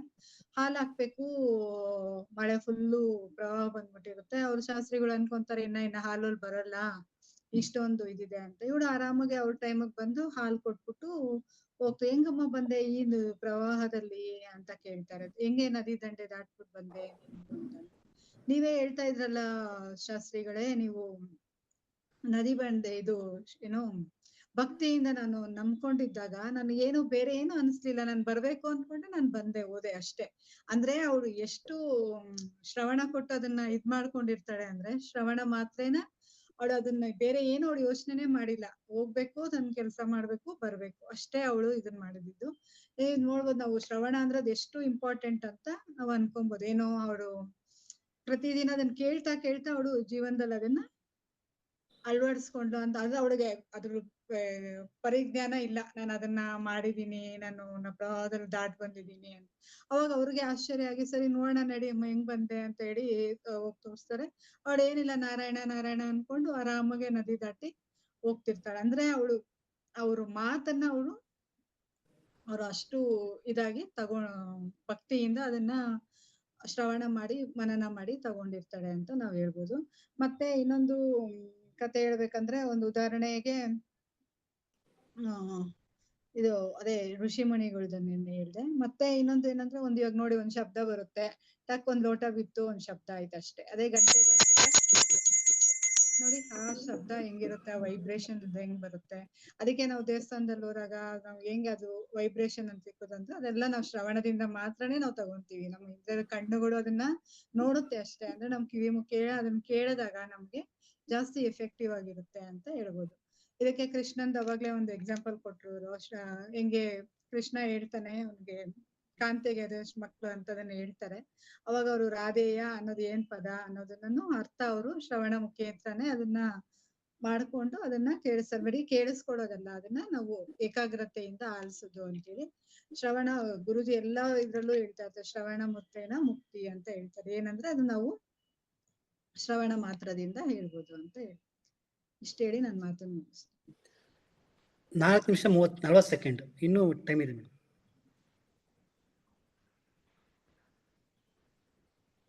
4:45. ಇಷ್ಟೇ ನನ್ಗೆ ಶ್ರವಣದ ಬಗ್ಗೆ ಅಷ್ಟೊಂದು ವಿಷಯ ಆಳವಾಗಿದೆ, ಅದನ್ನ ಜಾಸ್ತಿ ಇಷ್ಟೇ ನನ್ಗೆ ಹೇಳಕ್ಕಾಗಿದೆ. ಪರವಾಗಿಲ್ಲ, ತೊಂದ್ರೆ ಇಲ್ಲ. ಸೆಲ್ಫ್ ಎವ್ಯಾಲ್ಯೂಯೇಷನ್ ಮಾಡ್ಕೊಳ್ಳಿ ಸುಧಾ ಮೇಡಮ್. ನಾನು ಇವತ್ತು ಕ್ಲಾಸ್ ಅಟೆಂಡ್ ಮಾಡಕ್ ಆಗುತ್ತೋ ಇಲ್ವೋ ಅನ್ಕೊಂಡಿದ್ದೆ. ಎಲ್ಲೋ ಪ್ರೋಗ್ರಾಮ್ ಇತ್ತು, ಬರ್ತಾ ಆಗುತ್ತೋ ಇಲ್ವೋ ಅನ್ಕೊಂಡು ಅಷ್ಟೊಂದು ಇದಾಗಿನೂ ಇದ್ ಮಾಡಿರ್ಲಿಲ್ಲ. ನಾನು ಓನ್ ಆಗಿ ಇದನ್ನ ಶ್ರವಣ ಅಂದ್ರೆ ಮನನ ಮಾಡ್ತಾ ಮಾಡ್ತಾನೆ ಪಾಯಿಂಟ್ಸ್ ಕಲೆಕ್ಟ್ ಮಾಡ್ಕೊಂಡಿದ್ದೆ. ಎಲ್ಲೂ ಏನು ಬರ್ದಿರ್ಲಿಲ್ಲ ನಾನು. ಮತ್ತೆ ಇದಕ್ಕೊಂದು ಎಕ್ಸಾಂಪಲ್ ಇನ್ನೊಂದಿದೆ, ಅದು ಅದೇ ವ್ಯಾಸರಾಯರಿಗೆ ಗಣೇಶ ಸ್ಟೋರಿ. ಅದ್ ಕರೆಕ್ಟ್ ಆಗಿ ನನ್ಗೆ ಅಷ್ಟೊಂದು ಗೊತ್ತಾಗ್ಲಿಲ್ಲ. ಅವ್ರು ಹೇಳ್ತಾರಲ್ಲ, ಆಲ್ಸಿ ಆಲ್ಸಿ ಬರೀಬೇಕಂತ, ಕೇಳಿಸ್ಕೊಳ್ಳೋದಲ್ಲ ಆಲ್ಸಿ ಬರೀಬೇಕು ಅಂತ. ಅದನ್ನು ಅಷ್ಟೊಂದು ಪರ್ಫೆಕ್ಟ್ ಆಗಿ ನನ್ಗೆ ಗೊತ್ತಾಗ್ಲಿಲ್ಲ ಅದು ಸ್ಟೋರಿ. ಹೀಗಾಗಿ ಬರೀ ಇದು ಮನನ ಮಾಡ್ತಾನೆ ನಾನು ಏನು ಇದ್ ಮಾಡ್ದಿರಾ ಮಾಡಕ್ ಟ್ರೈ ಮಾಡ್ಬಿದ್ದೀನಿ ಅಂತ ಅನ್ಕೊಂಡಿದ್ದೀನಿ. ವೆರಿ ನೈಸ್, ಚೆನ್ನಾಗಿತ್ತು. ಮತ್ತೆ ಪ್ರಶ್ನೆ ಏನಾದ್ರೂ ಇದೆಯಾ? ಯಾರಾದ್ರೂ ಪ್ರಶ್ನೆ ಕೇಳೋದು? ನಮಸ್ತೆ ಮೇಡಮ್. ಅಂದ್ರೆ ಪ್ರಾಪಂಚಿಕವಾದ ತುಂಬಾ ಎಕ್ಸಾಂಪಲ್ ತುಂಬಾ ಚೆನ್ನಾಗಿ ಕೊಟ್ರಿ. ಈಗ ಯಾವ್ದನ್ನ ಶ್ರವಣ ಮಾಡ್ಬೇಕು ಅನ್ನೋದು ವಿಷಯನ ಹೇಳ್ಬೋದಾ ಮೇಡಮ್? ಈಗ ಶ್ರವಣ, ಈಗ ಲೌಕಿಕವಾದೆಲ್ಲ ಹೇಳಿದ್ರಿ, ಗಂಟೆ ಶಬ್ದ ಪ್ರತಿಯೊಂದು, ಯಾವ್ದು ಶ್ರವಣ ಮಾಡ್ಬೇಕು, ಯಾವ ವಿಷಯನ ಶ್ರವಣ ಮಾಡ್ಬೇಕು ಅಂತ ಹೇಳಿ ಮೇಡಮ್. ಈಗ ನಾವು ಯಾವ ದಾರಿಯಲ್ಲಿ ಮುಂದುವರಿಬೇಕಂದ್ರೆ, ಈಗ ನಾವು ಸಾಧನಾ ಮಾರ್ಗದಲ್ಲಿ ಇದೀವಿ ಅಂದ್ರೆ ಆ ಸಾಧನೆ ಸಂಬಂಧಪಟ್ಟ ವಿಷಯಗಳನ್ನೇ ನಾವು ಶ್ರವಣ ಮಾಡ್ತಾ ಇದ್ರೆ ಅದು ನಮ್ಗೆ ಬೇರೂರಿ ಅದನ್ನೇ ನಾವು ಹೇಳಕ್ ಸಹ ಆಗ್ತಾ ಇದೆ. ಈಗ ನಾವು ಮೊದ್ಲು ಗುರುಜಿ ಟಾಕ್ಸ್ ಕೇಳ್ತೀವಿ ಅಂದ್ರೆ ನಾವು ಅದು ಹೇಳಕ್ ಆಗ್ತಾ ಇರ್ತಿಲ್ಲ ನಮ್ಗೆ. ಈಗ ನಾವ್ ಈ ಕ್ಲಾಸ್ ಎಲ್ಲ ತಗೊಂಡ್ಮೇಲೆ ನಮ್ಗೆ ಏನ್ ಅನ್ನಿಸ್ತದೆ, ನಾವು ಅದ್ರ ಬಗ್ಗೆ ನಾವು ರಿಸರ್ಚ್ ಮಾಡ್ತೀವಿ, ಅದನ್ನ ಕೇಳ್ತೀವಿ, ಟಾಕ್ಸ್ ಎಲ್ಲ ಕೇಳಿ ಕೇಳಿ ನಾವು ಅದನ್ನ ಇದ್ ಮಾಡ್ತಾ ಇದ್ದೀವಿ. ಅಂದ್ರೆ ಅದು ಯಾವಾಗ್ಲೂ ಸದಾ ಅದೇ, ಇವಾಗ ಭಜನೆ ಇರ್ಬೋದು, ಏನೇ ಇರ್ಬೋದು, ಸದಾ ನಾವು ಅದನ್ನೇ ಕೇಳ್ತಾ ಇದ್ರೆ ನಮ್ಮ ಮನ್ಸಿಗೆ ಹೆಂಗಿರುತ್ತೆ, ಅದನ್ನೇ ನಾವು ಕೇಳ್ತಾ ಇರ್ಬೇಕು ಅನ್ಸುತ್ತೆ. ಅದೇ ದಾರಿಯಲ್ಲಿ ಹೋಗ್ತಾ ಇರ್ತೀವಿ. ಈ ತರ ಶ್ರವಣ ಮಾಡೋದ್ರಿಂದ ಇದಾಗುತ್ತೆ. ಅದೇ ಒಂದು ಆ್ಯಡ್ ಮಾಡ್ತೀನಿ ಮೇಡಮ್. ಅಂದ್ರೆ ಪ್ರಕರಣ ಗ್ರಂಥಗಳನ್ನ ಶ್ರವಣ ಮಾಡಿದಾಗ, ಅಂದ್ರೆ ಈಗ ಏನ್ ಮಾಡ್ತಾ ಇದ್ವಿ, ವಿವೇಕ ವೈರಾಗ್ಯಗಳಿರ್ಬೋದು ಅಥವಾ ನಮ್ಮ ತತ್ವಬೋಧಗಳಿರ್ಬೋದು, ಇವುಗಳು ನಮಗೆ ಜ್ಞಾನ ಮಾರ್ಗಕ್ಕೆ, ನೀವು ಹೇಳಿ ಭಕ್ತಿ ಮಾರ್ಗದಲ್ಲಿ ಸಹಾಯ ಆಗುತ್ತೆ. ಈ ಜ್ಞಾನ ಮಾರ್ಗಕ್ಕೆ ಯಾವುದೇ ಶ್ರವಣ ಮಾಡಬೇಕು ಅನ್ನೋದನ್ನ ನೀವು ಹೇಳ್ಬೋದು ಅಂತ. ಅದೇ ಜ್ಞಾನದ ಮುಖಾಂತರ ಇದನ್ನ ಶ್ರವಣ ಮಾಡಿದ್ರೆ ಅವಾಗ ನಮ್ಗೆ ಶ್ರವಣ ಅದೇ ಪ್ರಕರಣ ಗ್ರಂಥಗಳನ್ನ ಶ್ರವಣ ಮಾಡಿದಾಗ ನಮಗೆ ಸಹಾಯ ಆಗುತ್ತೆ ಜ್ಞಾನ ಮಾರ್ಗದಲ್ಲಿ ಹೋಗೋದಕ್ಕೆ ಅಂತ madam. Thank you madam. Sudha madam, ನೀವು ಪ್ರಾಕ್ಟಿಕಲ್ ಆಗಿ ಶಬ್ದದ್ದು ಎಲ್ಲ ಮಾಡಿ ಅದು ಹೈಲೈಟ್ ಆಗಿತ್ತು, ಚೆನ್ನಾಗಿತ್ತು. ಗೀತಾ ಮೇಡಮ್ ಏನೋ ಕಾಲ್ ಮಾಡ್ತಾ ಇದ್ದಾರೆ, ಅವ್ರಿಗೆ ಆಗ್ತಾ ಇಲ್ಲ ಅನ್ಸುತ್ತೆ ಮೇಡಮ್. ವಾಣಿಜಿ ಅವ್ರಿಗೆ ಏನ್ ಮಾಡ್ತೀರಾ? ಏನ್ ಮಾಡೋದು? ಹಲೋ,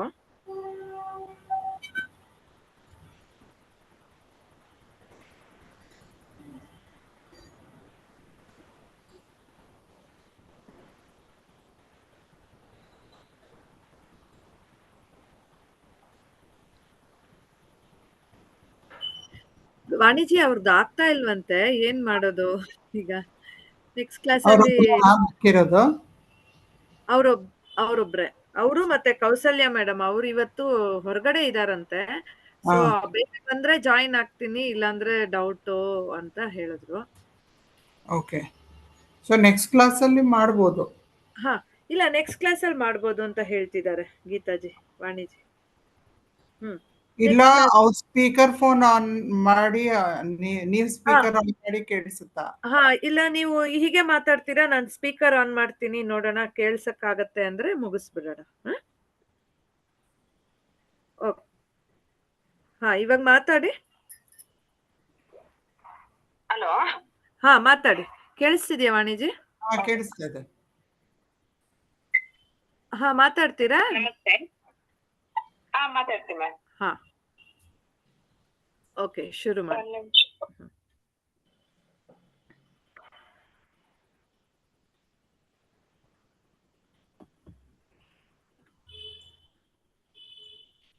ಕೇಳಿಸ್ತಾ ಇದೆ ಮ್ಯಾಮ್? ಹಾ, ಕೇಳಿಸ್ತಾ ಇದೆ. ವಾಟ್ಸ್ಆಪ್ ವಿಡಿಯೋ ಕಾಲ್ ಕೂಡ ಮಾಡ್ಬೋದು ನೀವು. ನಿಮ್ ಫೋನ್ ಅಲ್ಲಿ ಮಾಡಿದ್ರೆ ಹಿಂಗ್ ಇಟ್ಕೊಂಡ್ರೆ we can see video also. ಹೌದು, ವಿಡಿಯೋ ಕಾಲ್ ಮಾಡ್ತೀರಾ ಮೇಡಮ್? ಹಾಗೆ ಮಾಡ್ತೀನಿ. ಹಾ,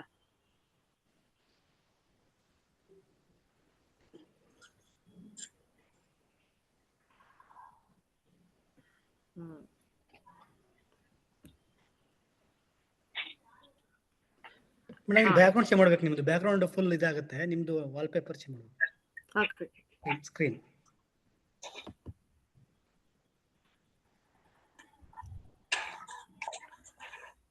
ಓಕೆನಾ? ವರ್ಚುವಲ್ ಬ್ಯಾಕ್ ಗ್ರೌಂಡ್ ತೆಗೆದ್ಬಿಡಿ ರಜಿತಾ. Background. ಹಾ, ಓಕೆ.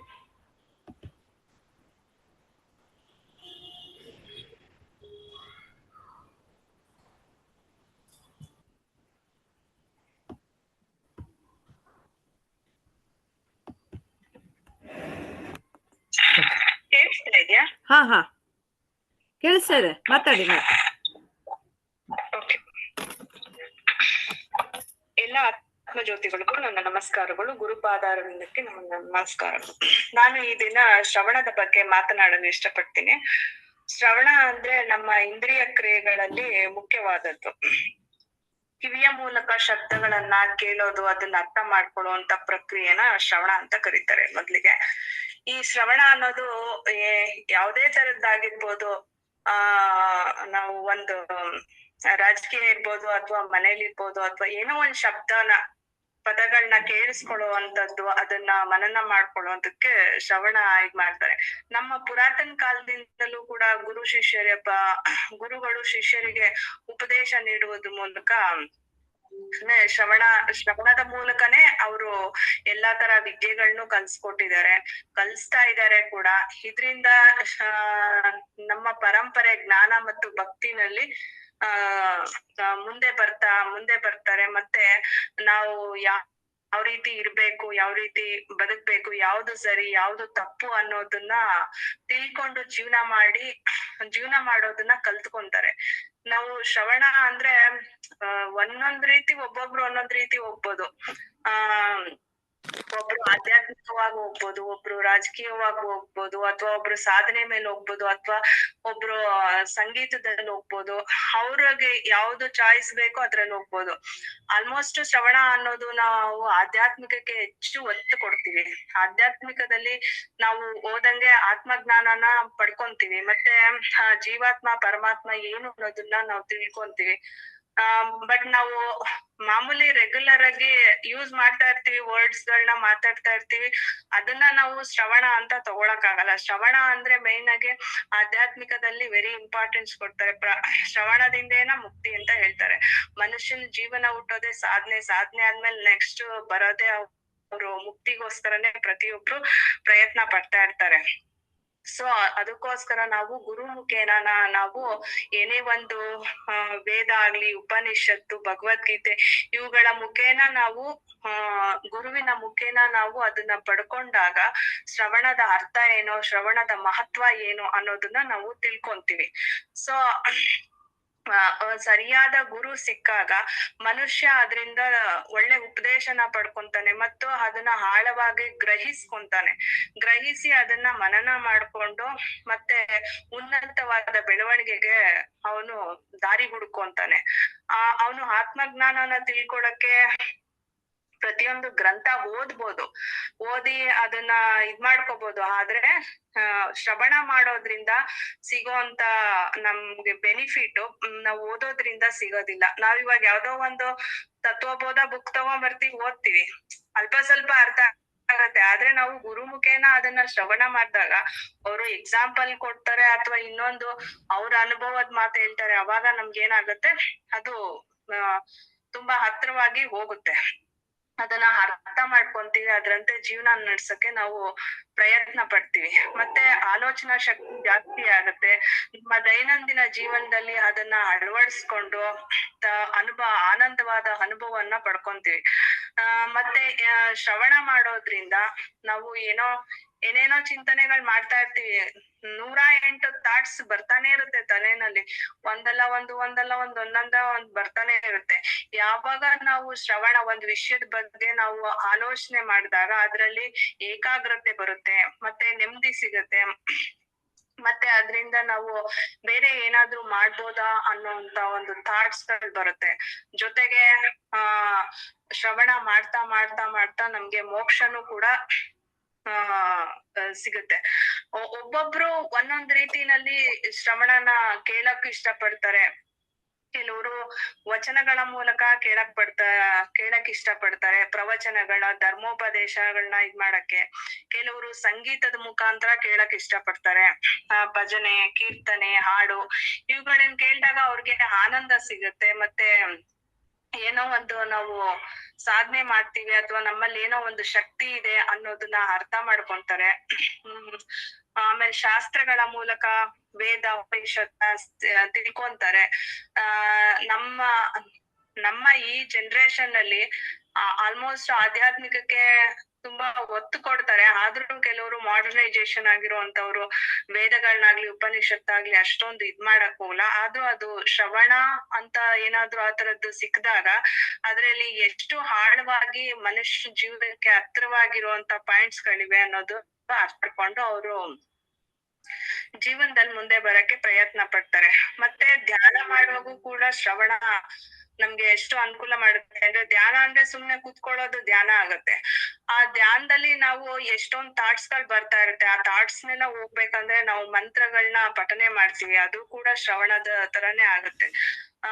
ಭಗವದ್ಗೀತೆನಲ್ಲಿ ಶ್ರೀಕೃಷ್ಣ ಅವರು ಕೂಡ ಇದನ್ನೇ ಹೇಳಿದ್ದಾರೆ. ಒಂದು ಶ್ಲೋಕ ಇದೆ, 4ನೇ ಅಧ್ಯಾಯದಲ್ಲಿದೆ. ತದ್ವಿತ್ತಿ ಪ್ರಣಿಪಾತೇನ ಪರಿಪ್ರಶ್ನೇನ ಸೇವಯ ಉಪದೇಶ್ಯಂತೆ ಜ್ಞಾನಂ ಜ್ಞಾನೇನ ಸ್ತವ್ಯ ದರ್ಶಿನಃ ಅಂತ. ಅಂದ್ರೆ ನಾವು ಜ್ಞಾನನ ತಿಳ್ಕೋಬೇಕಂದ್ರೆ ಚೆನ್ನಾಗಿ ಓದಿರುವಂತ ಬೋಧಕರಿಂದ, ಗುರುಗಳಿಂದ, ತತ್ವಜ್ಞಾನಿಗಳಿಂದ ಕೇಳಿ ತಿಳ್ಕೊಂಡು ಮತ್ತೆ ಅವ್ರಿಗೆ ಪರಿಪ್ರಶ್ನೆ ಅಂದ್ರೆ ಪ್ರಶ್ನೆನ ಹಾಕಿ ಅದ್ರ ಬಗ್ಗೆ ಸತ್ಯ ಅಸತ್ಯತೆಗಳನ್ನ ತಿಳ್ಕೊಂಡು ಒಳ್ಳೆ ಜ್ಞಾನನ ತಿಳ್ಕೋಬೇಕು ಅಂತ ಶ್ರೀ ಕೃಷ್ಣ ಹೇಳಿದ್ದಾರೆ. ಮತ್ತೆ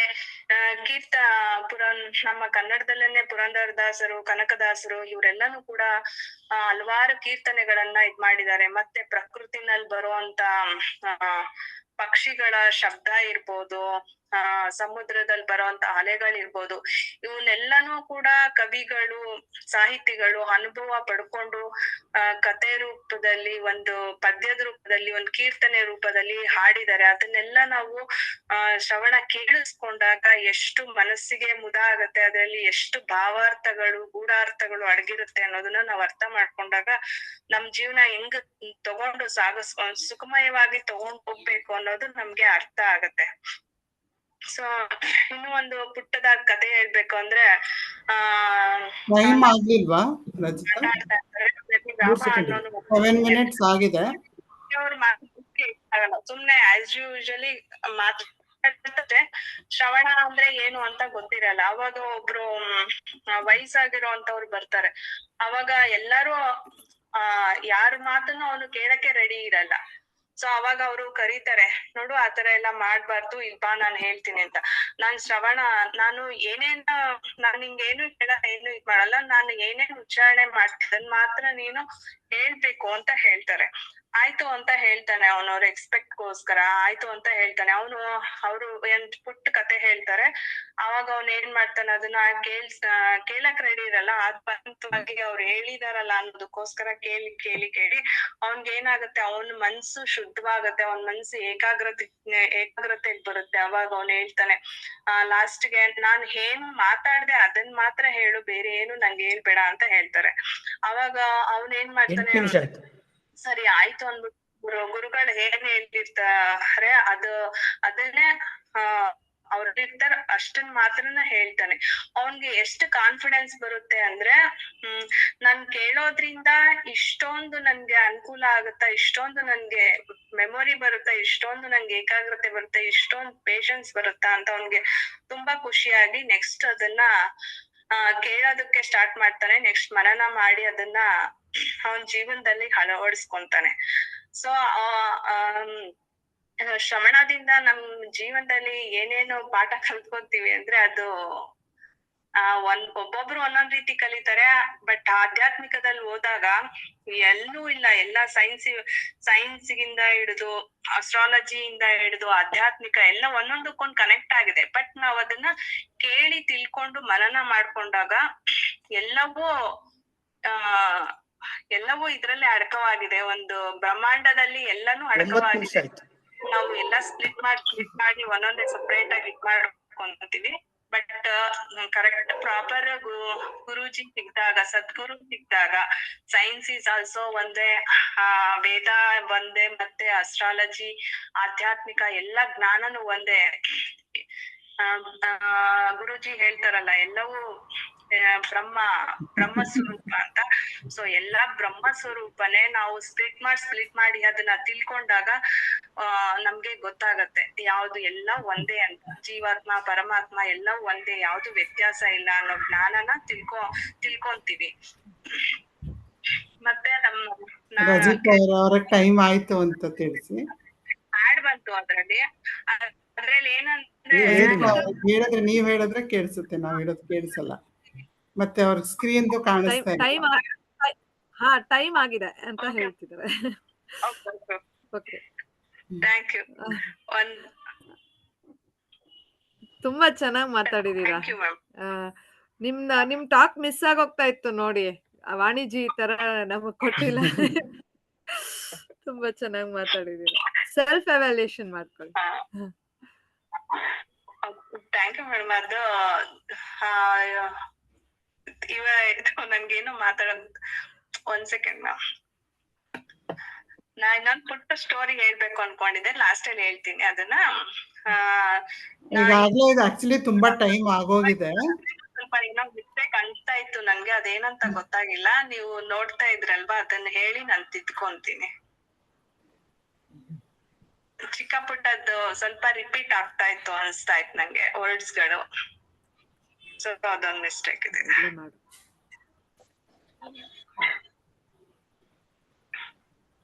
ಓಕೆ, ನಿಮ್ ಟಾಕ್ ಎಲ್ಲ ಚೆನ್ನಾಗಿತ್ತು. ಸ್ವಲ್ಪ ಅದು ರಿಪಿಟೇಷನ್ಸ್ ಇರುತ್ತೆ, ಆದ್ರೆ ಇದು ಏನಪ್ಪಾ ಅಂದ್ರೆ ಟೈಮ್ದು ಒಂಚೂರು ಮ್ಯಾನೇಜ್ಮೆಂಟ್ ಅದು ನಿಮ್ಗೆ, ಯಾಕೆಂದ್ರೆ ಶ್ರವಣದಲ್ಲಿ ತುಂಬಾನೇ ಇದೆ. ಕಾನ್ಸೆಪ್ಟ್ಸ್. ಇಲ್ಲ ಅದ್ ನಂಗೆ ಟೈಮಿಂಗ್ಸ್ ಅದು ಇದಿದ್ರೆ ಗೊತ್ತಾಗ್ತಾ ಇತ್ತು. ಒಂದೇ ಅಲ್ಲ, ಎದುರುಗಡೆ ನೀವು ಒಂದು ಗಡಿಯಾರ ಅಥವಾ ವಾಚ್ ಏನಾದ್ರು ಇಟ್ಕೋಬೇಕು. ಮ್ಯಾಮ್ ಎದುರುಗಡೆ ಗಡಿಯಾರ ಅಥವಾ ವಾಚ್ ನ ನೀವು ಒಂಚೂರು ಇಟ್ಕೊಂಡು ಮಾನಿಟರ್ ಮಾಡ್ತಿರ್ಬೇಕು ಅಂತ ಹೇಳ್ತಿದ್ದಾರೆ. Okay okay okay ma'am. Madam ಒಂದು ಪ್ರಶ್ನೆ ಇದೆ ಅವರಿಗೆ, ಕೇಳಿ. ಹಾ, ರಾಘವ್ ಜಿಗೂ ಪ್ರಶ್ನೆ ಇದೆಯಂತೆ. ಅಂದ್ರೆ ಅವರು ಶ್ರವಣ ಮಾತ್ರನ ಮುಕ್ತಿ ಅಂತ ಹೇಳಿದಾಗ ಜ್ಞಾನ ಮಾರ್ಗದಲ್ಲಿ ಯಾವ್ದನ್ನ ಶ್ರವಣ ಮಾಡಿದ್ರೆ ಮುಕ್ತಿ ಸಿಗುತ್ತೆ, ಅದು ಶ್ರವಣ ಯಾವ್ದನ್ನ ಮಾಡ್ಬೇಕು ಅಂತ ಹೇಳಕ್ ಸಾಧ್ಯ ಆಗುತ್ತೆ? ಯಾವ್ದು ಶ್ರವಣ ಮಾಡ್ಬೇಕಾಗತ್ತೆ ಜ್ಞಾನ ಮಾರ್ಗದಲ್ಲಿ? ಕರ್ಮ ಮಾರ್ಗದಲ್ಲಿ ಇದೆ, ಭಕ್ತಿ ಮಾರ್ಗದಲ್ಲೆಲ್ಲ ಗೊತ್ತಾಗಿದೆ. ಜ್ಞಾನ ಮಾರ್ಗದಲ್ಲಿ ಏನು ಶ್ರವಣ ಮಾಡಬೇಕು ಮುಕ್ತಿಗಾಗಿ? ಧ್ಯಾನ ಮಾರ್ಗದಲ್ಲ, ಜ್ಞಾನ, ನಾಲೆಡ್ಜ್. ಜ್ಞಾನ. ಹಾ, ಜ್ಞಾನ ಅಂದ್ರೆ ನಾವು ಯಾವ ಜೀವನದಲ್ಲಿ ಜ್ಞಾನ ಪಡ್ಕೊಳ್ಳೋದೇ ಒಂದ್ ಇಂಪಾರ್ಟೆಂಟ್ ಅಲ್ವಾ? ಇವಾಗ ಅಜ್ಞಾನದಿಂದ ನಾವು ಇದು ಹೆಂಗಂದಂಗೆ ಜೀವನ ಮಾಡ್ತಾ ಇದೀವಿ. ನಮ್ ಗುರುಜಿ ಸಿಕ್ಕಿದ್ದಾರೆ, ಯಾವ್ದು ಒಳ್ಳೇದು, ಯಾವ್ದು ಸರಿ, ಯಾವ್ದು ತಪ್ಪು ಅಂತ ತಿಳ್ಕೊಂತೀವಲ್ಲ, ಅದೇ ಜ್ಞಾನ ಮಾರ್ಗ.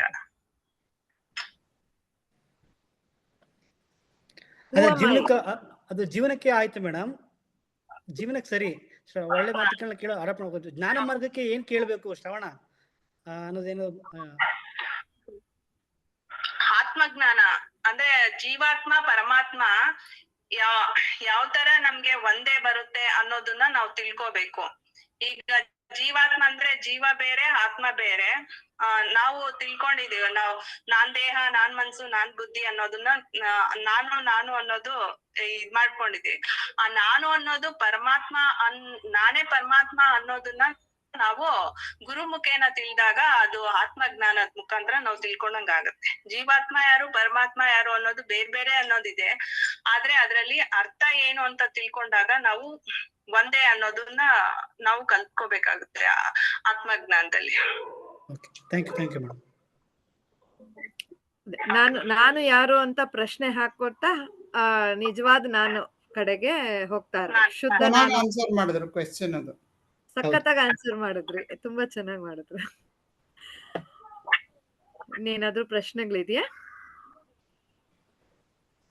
ಗೀತಾ ಮೇಡಮ್ಗೆ? Thank you Geeta madam. ಅದು ವಾಯ್ಸ್ದು ಅದೊಂದ್ಸಲ ಚೆಕ್ ಮಾಡ್ಕೊಳ್ಳಿ, ಆಮೇಲೆ ನೆಕ್ಸ್ಟ್ ಕ್ಲಾಸ್ ಅಷ್ಟೊತ್ತಿಗೆ. ಹಾ ಹಾ, ಓಕೆ ಓಕೆ, ನಾನು ಥ್ಯಾಂಕ್ ಯು. ನಾನು ಇನ್ನೊಂದು ಚಿಕ್ಕ ಸ್ಟೋರಿ, ನನ್ ಮಗಳು ಒಂದು ಇದ್ ಕೊಟ್ಟಿದ್ಲು, ಅದು ಒಂಚೂರು ಹೇಳ್ಬೋದು? ಹೇಳ್ಬಿಡಿ ಹೋಗ್ಲಿ. ಟೈಮ್ ಆಗತ್ತೆ ಅಂತ ಗೊತ್ತು, ಬಟ್ ಅದೇ ಹೇಳ್ಬೇಕು ಅಂತ ನಂಗೆ ಅನ್ಸ್ತು, ಅದಕ್ಕೆ ಹೇಳ್ತೀನಿ. ನಾವು ಶ್ರವಣದ ಮುಖಾಂತರ ತಿಳ್ಕೊಬೇಕು ಅಂದ್ರೆ, ಈಗ ನಾವು ಸತ್ಯಯುಗದಲ್ಲಿ ಬಂದು ದೇವರು ಬೇರೆ ಲೋಕದಲ್ಲಿದ್ರು, ರಾಕ್ಷಸರು ಬೇರೆ ಲೋಕದಲ್ಲಿದ್ರು. ಸೊ ನಾವು ಕಥೆಗಳ ಮುಖಾಂತರ ತಿಳ್ಕೊಂಡಿದೀವಿ. ತ್ರೇತಾಯುಗದಲ್ಲಿ ಏನಾಯ್ತು, ದ್ವಾಪರ ಯುಗದಲ್ಲಿ ಆಗಿದ್ರು ಅಂತ, ಕಲಿಯುಗದಲ್ಲಿ ಆಗಿರ್ತಾರೆ ಅಂತ. ಸತ್ಯಯುಗದಲ್ಲಿ ಬಂದು ದೇವ್ರು ಮತ್ತೆ ರಾಕ್ಷಸರು ಬೇರೆ ಬೇರೆ ಲೋಕಗಳಲ್ಲಿ ಇರ್ತಾರೆ, ವಾಸ ಮಾಡ್ತಾರೆ. ಸೊ ಇದಾಗುತ್ತೆ. ಮತ್ತೆ ನೆಕ್ಸ್ಟ್ ತ್ರೇತಾಯುಗದಲ್ಲಿ ಬಂದಾಗ ದೇವ್ರು ಮತ್ತೆ ರಾಕ್ಷಸರು ಒಂದೇ ಲೋಕದಲ್ಲಿ ಇರ್ತಾರೆ. ಎಕ್ಸಾಂಪಲ್ ರಾವಣ ಮತ್ತೆ ರಾಮ ಇಬ್ರು ಕೂಡ ಒಂದೇ ಇದ್ರಲ್ಲಿ ಇರ್ತಾರೆ. ಅದೇ ದ್ವಾಪರ ಯುಗದಲ್ಲಿ ಬಂದಾಗ ರಾಕ್ಷಸರು ಮತ್ತೆ ದೇವ್ರು ಲೋಕದಲ್ಲಿ ಇರ್ತಾರೆ. ಕೃಷ್ಣ ಒಂದೇ ಇರ್ತಾರೆ. ಆದ್ರೆ ಕಲಿಯುಗಕ್ಕೆ ಬಂದಾಗ ನಾವು ಕಥೆನ ನೋಡ್ತಾ ಹೋಗ್ತೀವಿ, ಎಲ್ಲಿದಾರ ರಾಕ್ಷಸರು, ಅಲ್ಲಿದಾರ, ಇಲ್ಲಿದಾರ ಅಂತ. ಆದ್ರೆ ನಮ್ಗೆ ಒಬ್ರು ಒಳ್ಳೆ ಗುರು ಸಿಕ್ಕಿದಾಗ, ಸದ್ಗುರು, ರಾಕ್ಷಸರು ಬೇರೆ ಇಲ್ಲ, ದೇವ್ರು ಬೇರೆ ಲೋಕದಲ್ಲೂ ಇಲ್ಲ, ಬೇರೆ ಕಂಟ್ರಿನಲ್ಲೂ ಇಲ್ಲ, ಬೇರೆ ಮನೆಗಳಲ್ಲೂ ಇಲ್ಲ, ಅದು ನಮ್ಮೊಳಗಡೆನೆ ಇದ್ದಾರೆ. ಅದನ್ನ ನಾವು ತಿಳ್ಕೋಬೇಕು. ಅದನ್ನ ನಾವು ರಾಕ್ಷಸ ಸ್ವಭಾವವನ್ನ, ನಮ್ಮಲ್ಲೇ ರಾಕ್ಷಸ ಸ್ವಭಾವ, ದೇವಗಳ ಸ್ವಭಾವ ಇದೆ. ಅಂದ್ರೆ ನಮ್ಮಲ್ಲಿರುವಂತ ಸದ್ಗುಣಗಳು ಎಲ್ಲ ದೇವ್ರು ತರ ನಮ್ಮಲ್ಲಿರುವಂತ ಅರಿಷಡ್ ವರ್ಗಗಳು, ಕಾಮ, ಕ್ರೋಧ, ಮದ, ಮತ್ಸರ್ಯ, ಅಹಂಕಾರ, ಇವೆಲ್ಲ ರಾಕ್ಷಸ ಗುಣಗಳು. ಇವನ್ನೆಲ್ಲ ನಾವು ತಿಳ್ಕೊಂಡು ಅದನ್ನ ನಾವು ಅವಾಯ್ಡ್ ಮಾಡ್ಕೊಂಡ್ ಬಂದ್ರೆ ನಾವು ಒಳ್ಳೆ ಜೀವನ ಮಾಡ್ಬೋದು ಅಂತ. ಚಾರ್ಜರ್ ತಗೊಂಬ, ಲ್ಯಾಪ್ಟಾಪ್ ಚಾರ್ಜ್.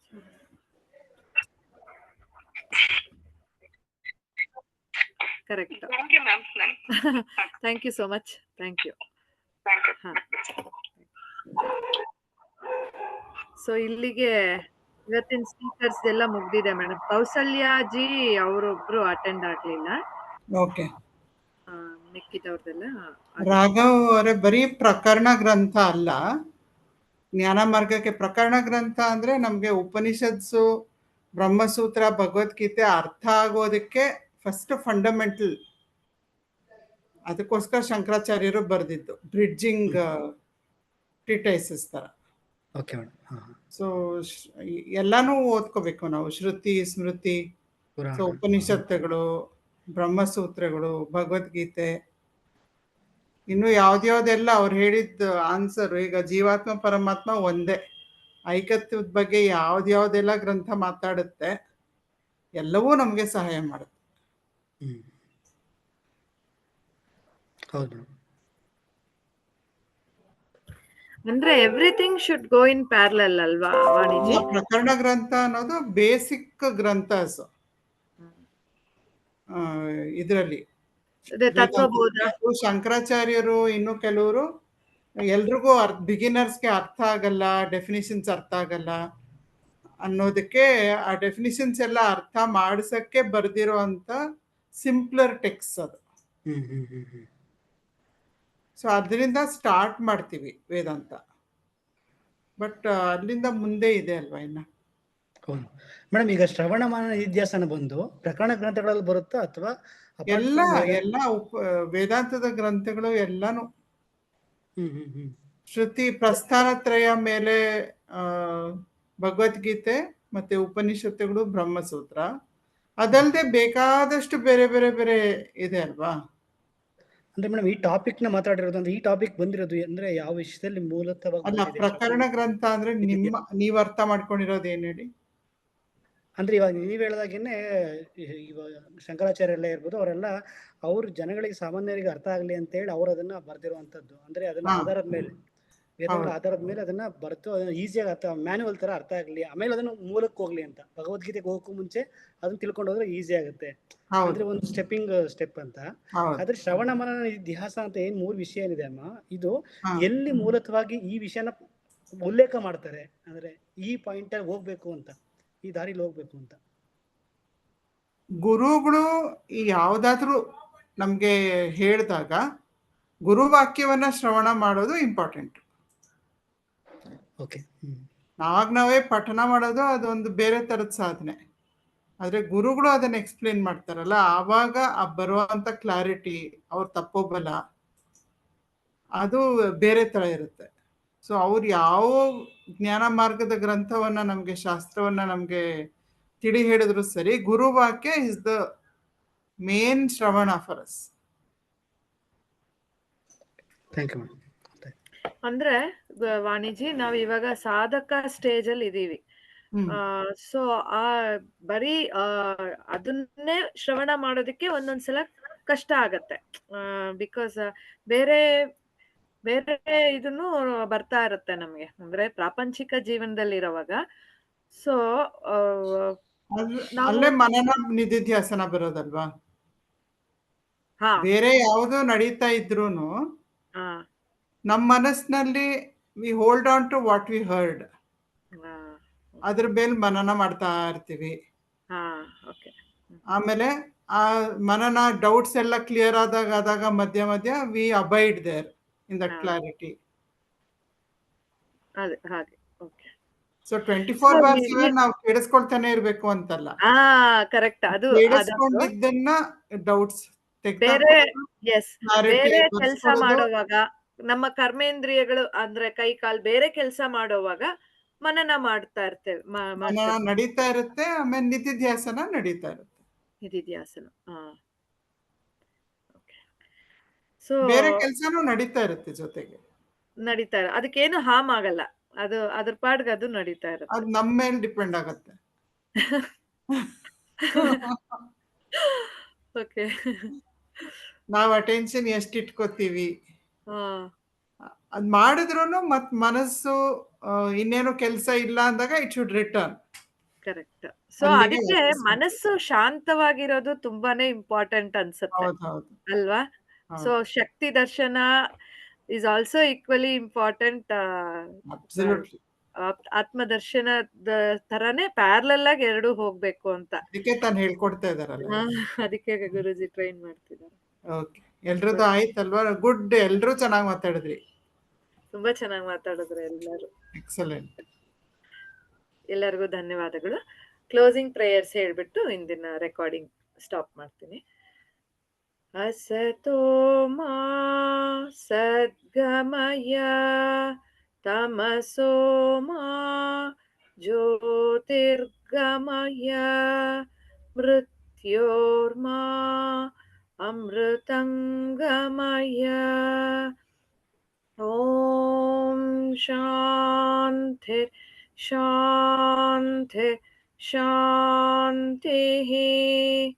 ಪೂರ್ಣಮದಃ ಪೂರ್ಣಮಿದಂ ಪೂರ್ಣಾತ್ ಪೂರ್ಣಮುದಚ್ಯತೆ ಪೂರ್ಣಸ್ಯ ಪೂರ್ಣಮಾದಾಯ ಪೂರ್ಣಮೇವಾವಶಿಷ್ಯತೆ. ನಾನೆಂಬುದು ನಾನಲ್ಲ, ಈ ದೇಹ ಮನಬುದ್ಧಿ ನಾನಲ್ಲ, ಸಚ್ಚಿದಾನಂದಾತ್ಮ ಶಿವನಾನು ನಾನೇ. ಶಿವೋಹಂ ಶಿವೋಹಂ ಶಿವೋಹಂ. ಆತ್ಮದರ್ಶನಂ ಬ್ರಹ್ಮದರ್ಶನಂ ಬ್ರಹ್ಮದರ್ಶನಂ ಸತ್ಯದರ್ಶನಂ. ಲೋಕಾಃ ಸಮಸ್ತಾಃ ಸುಖಿನೋ ಭವಂತು. ಲೋಕಾಃ ಸಮಸ್ತಾಃ ಸುಖಿನೋ ಭವಂತು. ಲೋಕಾಃ ಸಮಸ್ತಾಃ ಸುಖಿನೋ ಭವಂತು.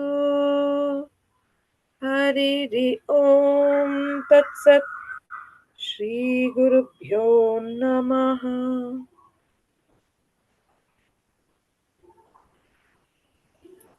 ಧನ್ಯವಾದಗಳು. ಮುಂದಿನ ಕ್ಲಾಸಲ್ಲಿ ಮತ್ತೆ ಭೇಟಿಯಾಗೋಣ. ಹರಿ ಓಂ ಎಲ್ರಿಗೂ. ಹರಿ ಓಂ ಎಲ್ಲರಿಗೂ. ಹರಿ.